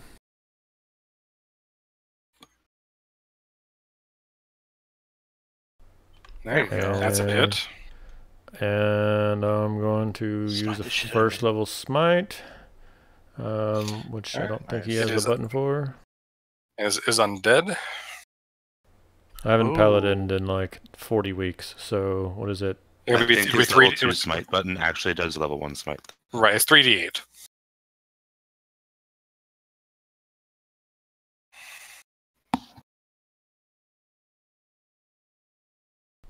That. All right. Yeah, there you go. Yep.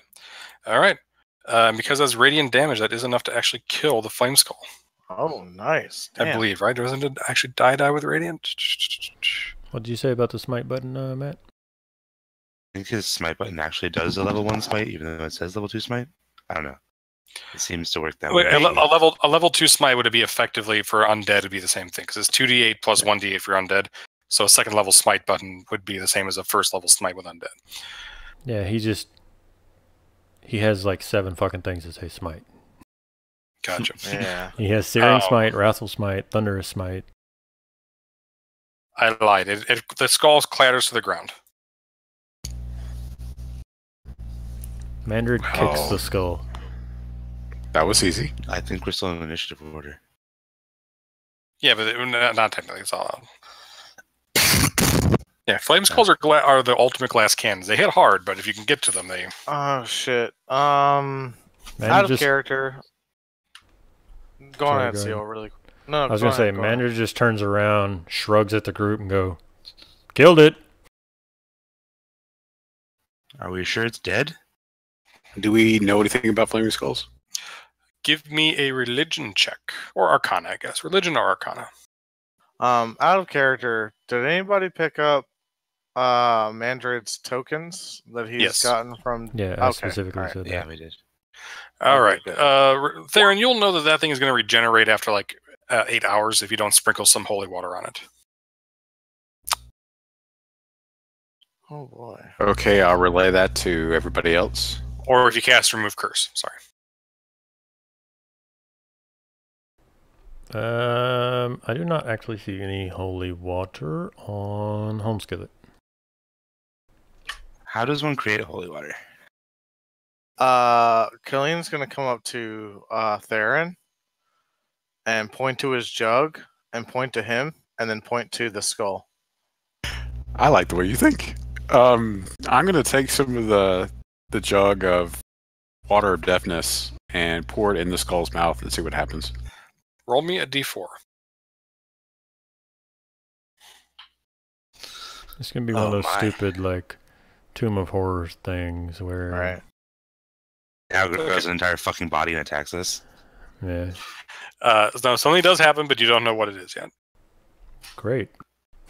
Go I'm gonna team. shrug. Why don't you feed it mayonnaise next? I'm I gonna already move used it for forward. water. I'm gonna move forward and inspect the sarcophagus. Okay. Room 14.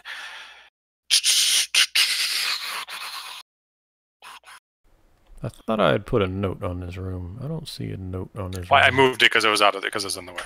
Okay. So, Yeah, do we see anything around this room? Snake room? Yeah, you said snake tomb, but yeah, snake because it's a jaculi.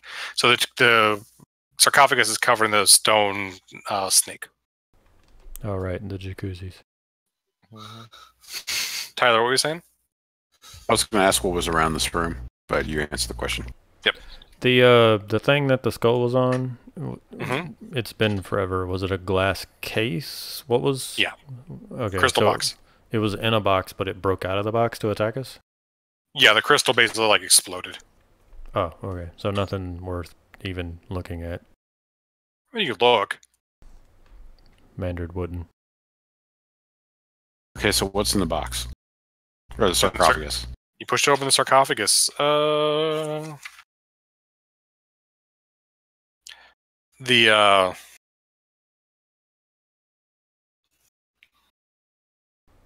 I'm not gonna have Mandrid get there possessed by is- something while he's not here, so this is all you, Kayleen.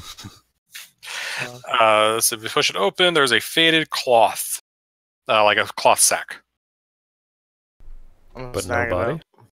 As you can see, And we'll cast Identify on it. the sack is not magical. Gotcha. I'm gonna snag it up. Karen and will tell people that. look in. I'm gonna snag it up and like look into it and mess with it for a little bit. Kayleen, you might want to be careful with that. I wouldn't touch anything in that bag. Inside is the skeleton of a snake and a staff. Ooh. I'm gonna pull the staff out. And the skeleton of the snake. I'm gonna pull the skeleton of the snake out and I'm gonna hand it to Mandrid. Because he likes to take trophies like this. Alright, you're going to see Theron wins when you touch the staff. That's what she said? We don't see the staff yet. I just took the snake skeleton out and I handed it to Mandrid. Okay. And then I I put it on slowly Mandrid take like the a staff out. Karen, what was that? Kind of Sorry, go ahead. told Mandarin to wear the snake skeleton like a boa. But I didn't kill it. Karen's like holds out her hand. Yeah, Mandrid's gonna give the snake skeleton to Karen. She's gonna put it on like a boa beneath her voodoo mask. Oh yeah, we're all wearing the fucking voodoo mask still. And I'm gonna take the staff out slowly and kind of hold it. Okay. And then like, As soon as you touch the staff, green smoke billows from the staff, coiling around you like a serpent. A sibilant voice whispers in your ear, "Let me help you. I promise I'll be good." You can sit there and shake. He said, "No, no, no." I allow it. You allow to it? do Okay. Yeah, I allow it. Oh shit! All right. The monkey hates the snake, right? I can go back in the notes and pull up the page. Wrong person. Wrong. Oh, you must have got a whisper. Oh yeah, I'm not, sorry. That should have read Moa, not Moa. Sorry.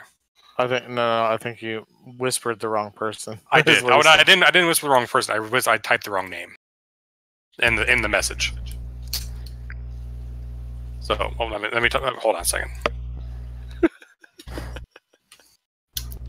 What's the name of the snakes? Are the Jakuli, right? Yes.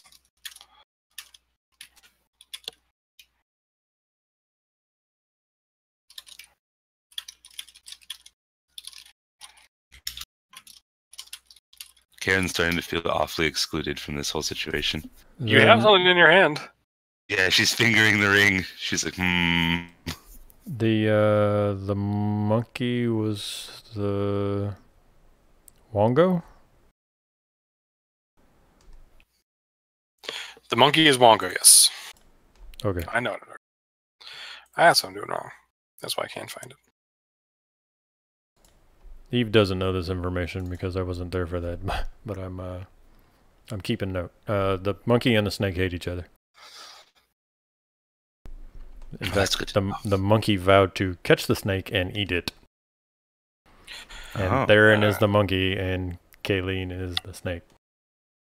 well, so Kayleen, you have a handout, Kayleen. Yeah, good job. You picked the wrong one. I have a handout. Yay! What is it? Does this mean they have to fight now? No spirit. So I sent you a message, Kim. Did you get it? Yes.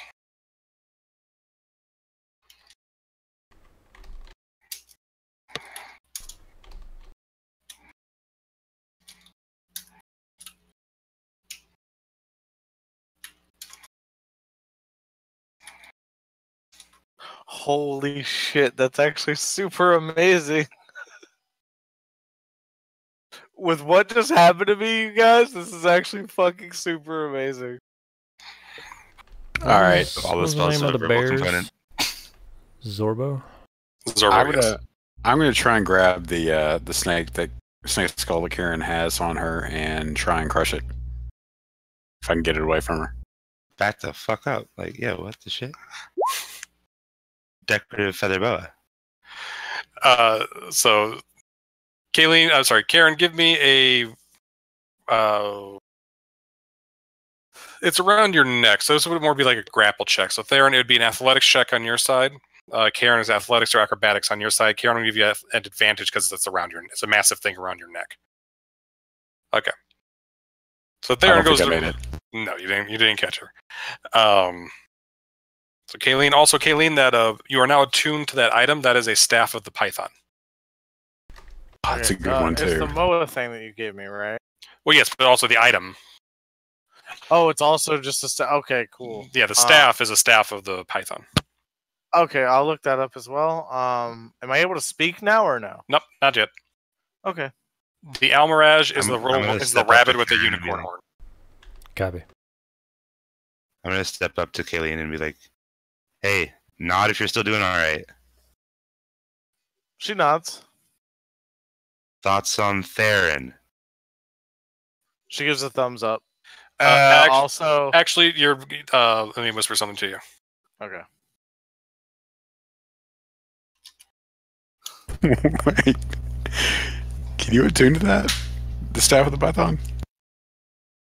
It's of the weird possession factor on these ones. Okay. I would assume you have exactly. to. Normally, no, but in this case, yes.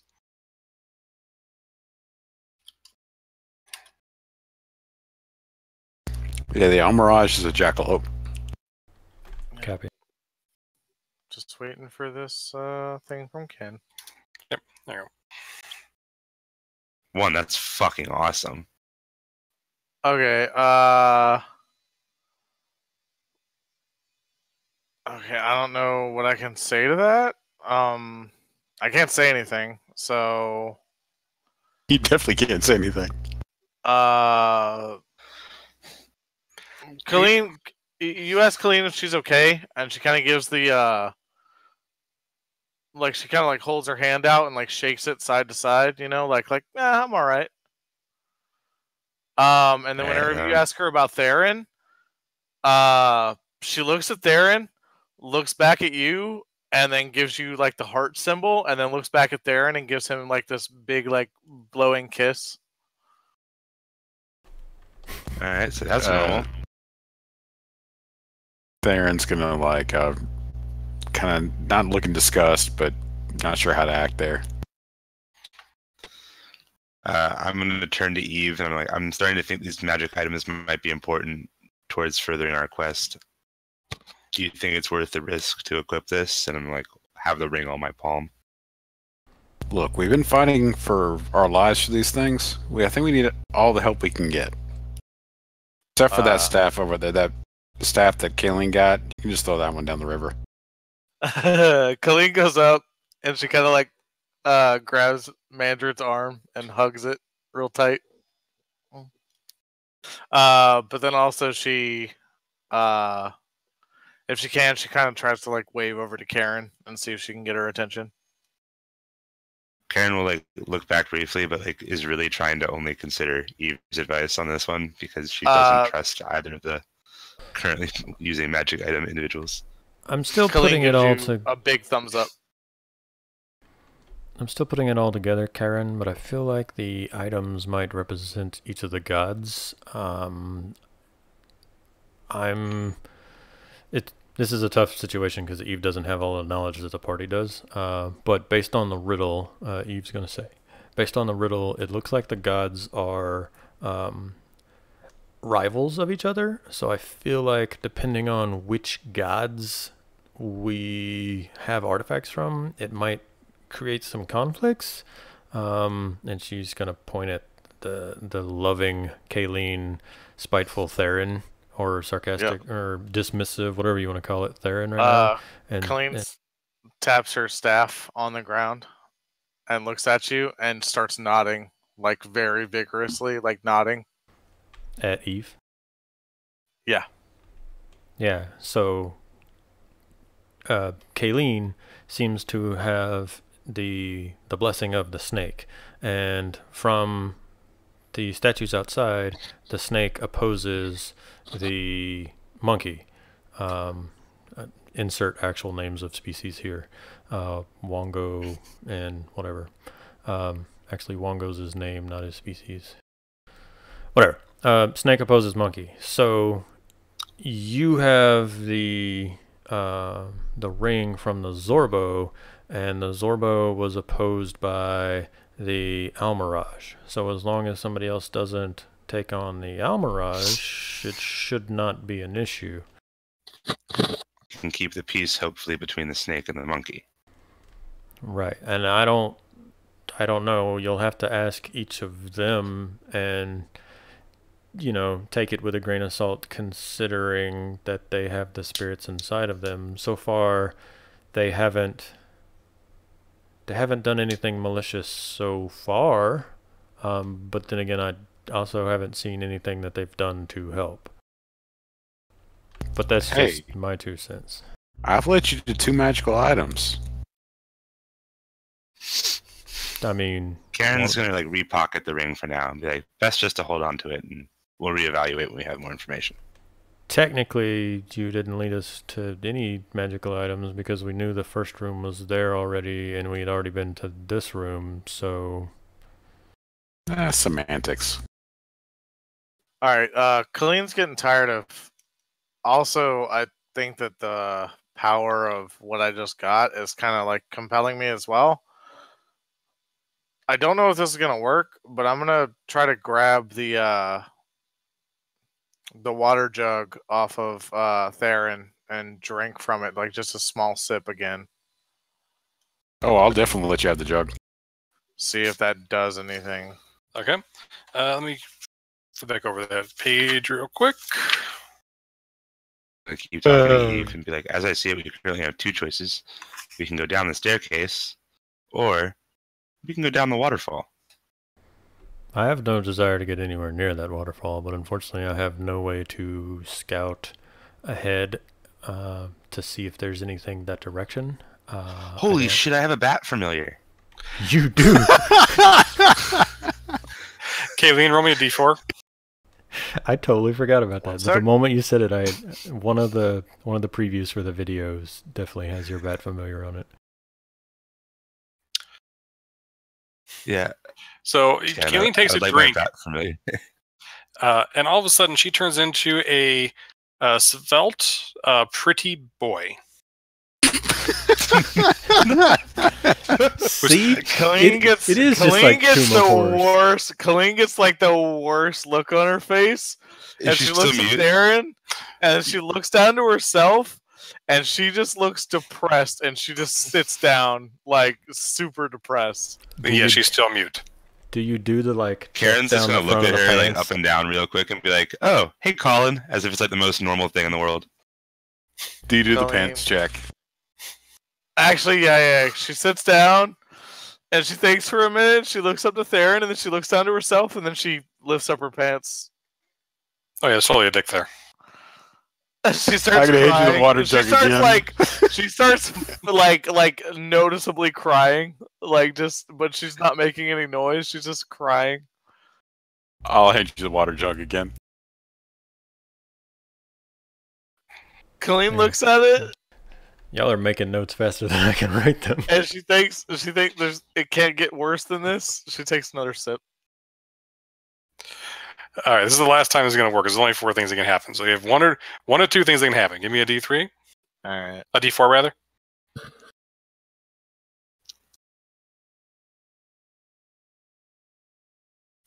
You die. Congratulations.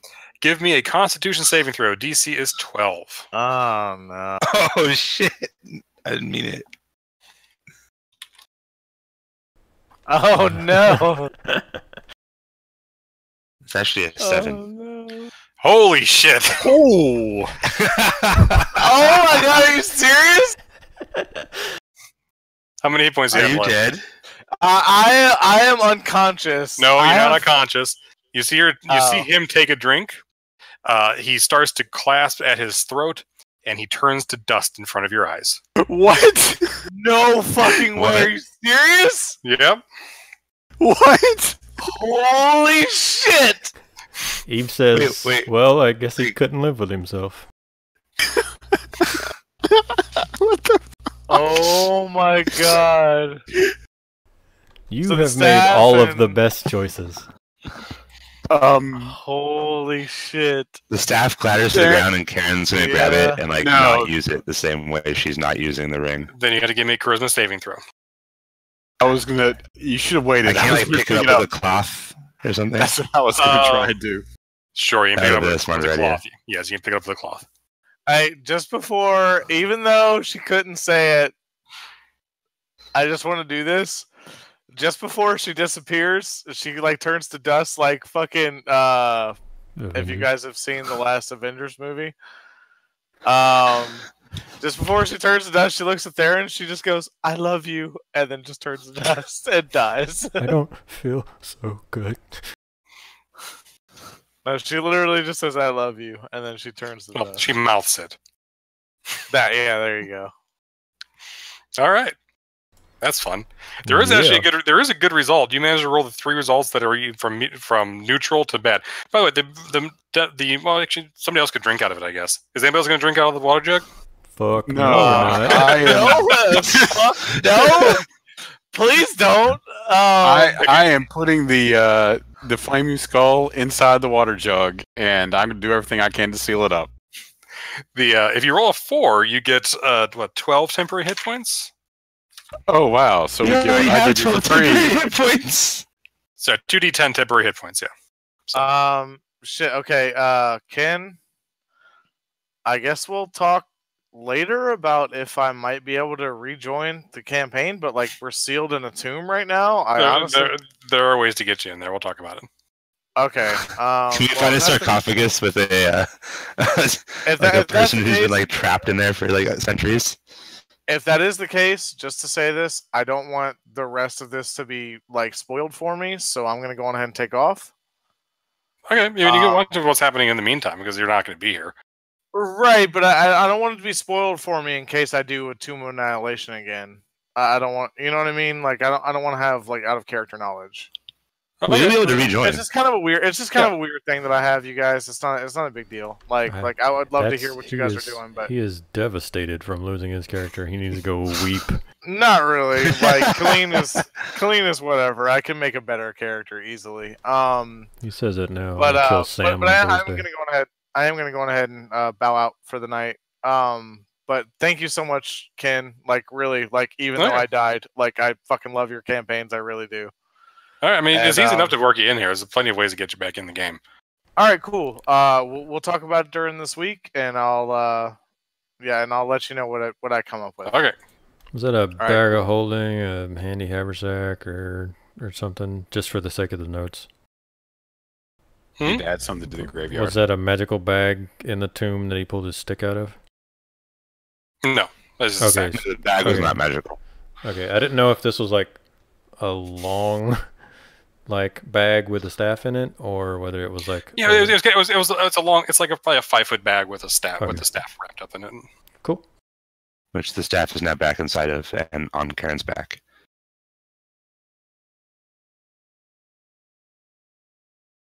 And Karen would like to send her pet bat to go explore the waterfall. Okay. The pet bat goes to explore the waterfall. I'm just going to read it to you 1 second. Number 17. This could not have gone better. The underground river plunges down into a dark, rocky chasm. Cold air swirls up from below like the breath of some monstrous creature. Through the gloom, you spot an ornate treasure chest resting on an opposite ledge. Karen would like the treasure chest.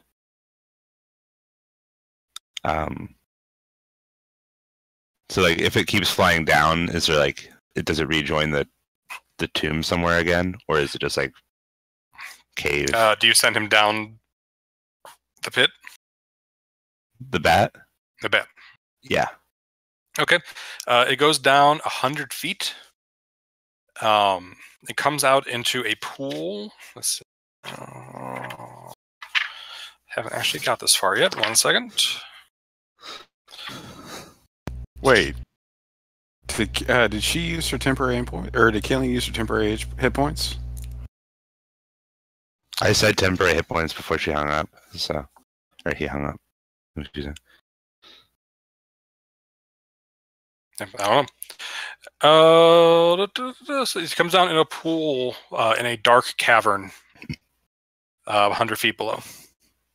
Okay. The walls down the pool are like covered in some sort of weird ooze. Okay. Karen's like, well, I think after the death of a companion, I take a brief respite and mourn and recover. Yeah. Take a short rest. But also, Karen's first going to try to fly the chest because she really, really wants. Yeah, Okay. Theron's just going to kind of sink to the ground. She will do like a investigation for traps, even though that's not necessarily her thing. She has noticed how everything has seemed to have gone badly in this cave. Gotcha. Mandra, what are you doing, Theron? Theron's going to sink to the ground and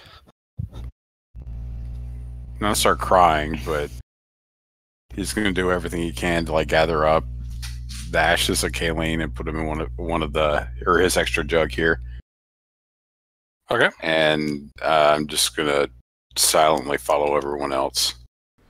Okay. Make a Kayleen smoothie.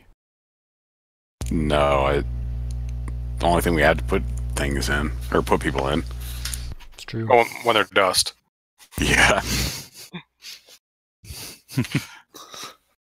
And then I'm going to take the rest of the jug and, well, the jug of the water of disintegration and the flaming skull and just put it on the pedestal here and you leave.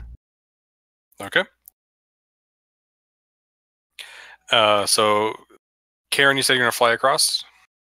Yes. Okay. How do you fly? I forget. You have the fly spell? Yeah. Okay. Did you want Mandred to just use his wings? He hasn't used them today. I mean, I recovers on a short rest, so I'm not worried. Okay, yeah. Okay. So you fly over, you land on the ledge, and you It's investigate the chest? Yeah. Like, I check it over for traps first, and then I want to open it. Okay. The trap is a mimic. Cool Huh. story. So I don't notice that, I guess. What check was I supposed to make? Investigation for checking traps? It wouldn't matter. When the mimic remains motionless, it is indistinguishable from an ordinary object. Well, that's no fun. It's Thanks, great. exactly fun. Just fly away. Dark Souls, they breathe. Come on. What's your AC? 18. Okay. So it goes to bite at you, but you're able to snap away. You can fly away if you like. I will fly back up. Okay. Does it have any ranged attack options? No. Okay, I'm just gonna fly above it and just bombard that shit with. Okay. It's in there dancing back and forth, but it eventually just disintegrates. If you don't have fly and it hits you, it knocks you off the ledge and you fall 100 feet into the pit. Nice. That sounds like it mega sucks.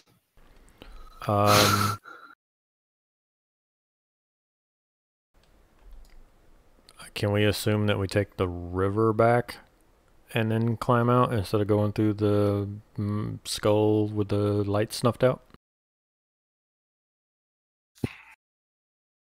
I mean, do we want to rest in this room first? Or do we want to go downstairs? Yeah, we can take a rest. I didn't know if between all the Kayleen dying and all that stuff we could... I mean, yeah, short rest. And then we'll go back. Because between trying to hypnotic pattern there and then flying over to a mimic, I'm out of mid-level spell slots. That's fine.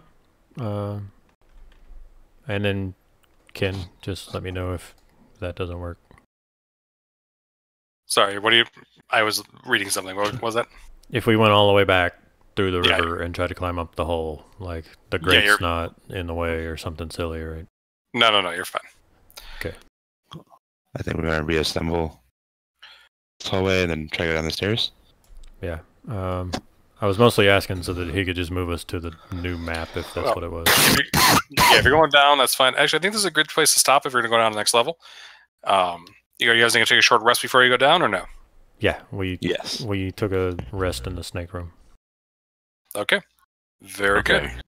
Before we go, though, after what just happened with Kayleen, I'm going to explain to everybody about Wongo and what happens if you let these items take over you.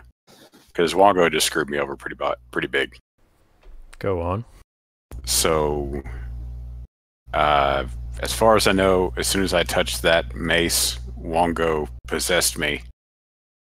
And it seems that whenever you touch some of these items here, one of these spirits here will try and possess you. Wongo wanted me to have you touch the ring of protection here, and that would possess you with, or that would have, I think it's Unalak or Obalaka try and take you over. The Zorbo. Yes, Obalaka the Zorbo. The one that Kayleen had before she had what happened to her was... The Jakuli. Yes, the Jakuli. I don't know where the other ones are, but I would suggest not touching the other items unless you want to have someone screaming in the back of your head to do things. Well, what makes you speak up against Wongo now? You were very intent on it before. Because Wongo was the one who told me to drink the water. I didn't want to try it myself. So Kayleen was the one who spoke up, and he killed Kayleen. Eve says, "Well, I'm confused. You seem completely fine with doing everything up till now. Was it just Kayleen's death that shook you from listening to Wongo?" Well, he hadn't done anything wrong he hasn't done anything wrong yet, but then that happened. Uh-huh. Do you think that... Oh, Eve doesn't know about the damn... the lore. Out of character, though, do you guys think that there's a difference in good gods and bad gods? Because there was a lot of the things, like the one person was trying to make the stew, and then the other person poisoned it or something. Like there seems to be one god that was doing something and another that showed up to like thwart that plan. Do you think that matters? Like, is there good and bad, or are all of them neutral and just... I mean, I feel like gods exist on a plane beyond what we do. Like, trust me, I've talked to a couple. And like, goes wide-eyed for a bit and like nods, and like she's like, and they're way more interested in having fun with people than they are in, giving a shit whether we succeed or not. I'm not too positive. I have a angry monkey screaming in the back of my head right now. It's hard to think about anything else. Well, Eve is actually a cleric and is going to say that, my relationship with my god has not yet had any particular fallbacks, but I don't think we're dealing with deities of the same caliber here. If that makes sense. Karen will nod, like, agreed, because Karen's a cleric too, although she serves the god of death, so... Yeah, Darren's just going to be rubbing his temples. Okay, well, something to consider as we head forth. We need not necessarily acquire each of the items, especially since that does not appear to be the reason that y'all are here, and it's certainly not the reason that I'm here. So we can kind of play it by ear. So you just want to walk down the spiral staircase? I mean,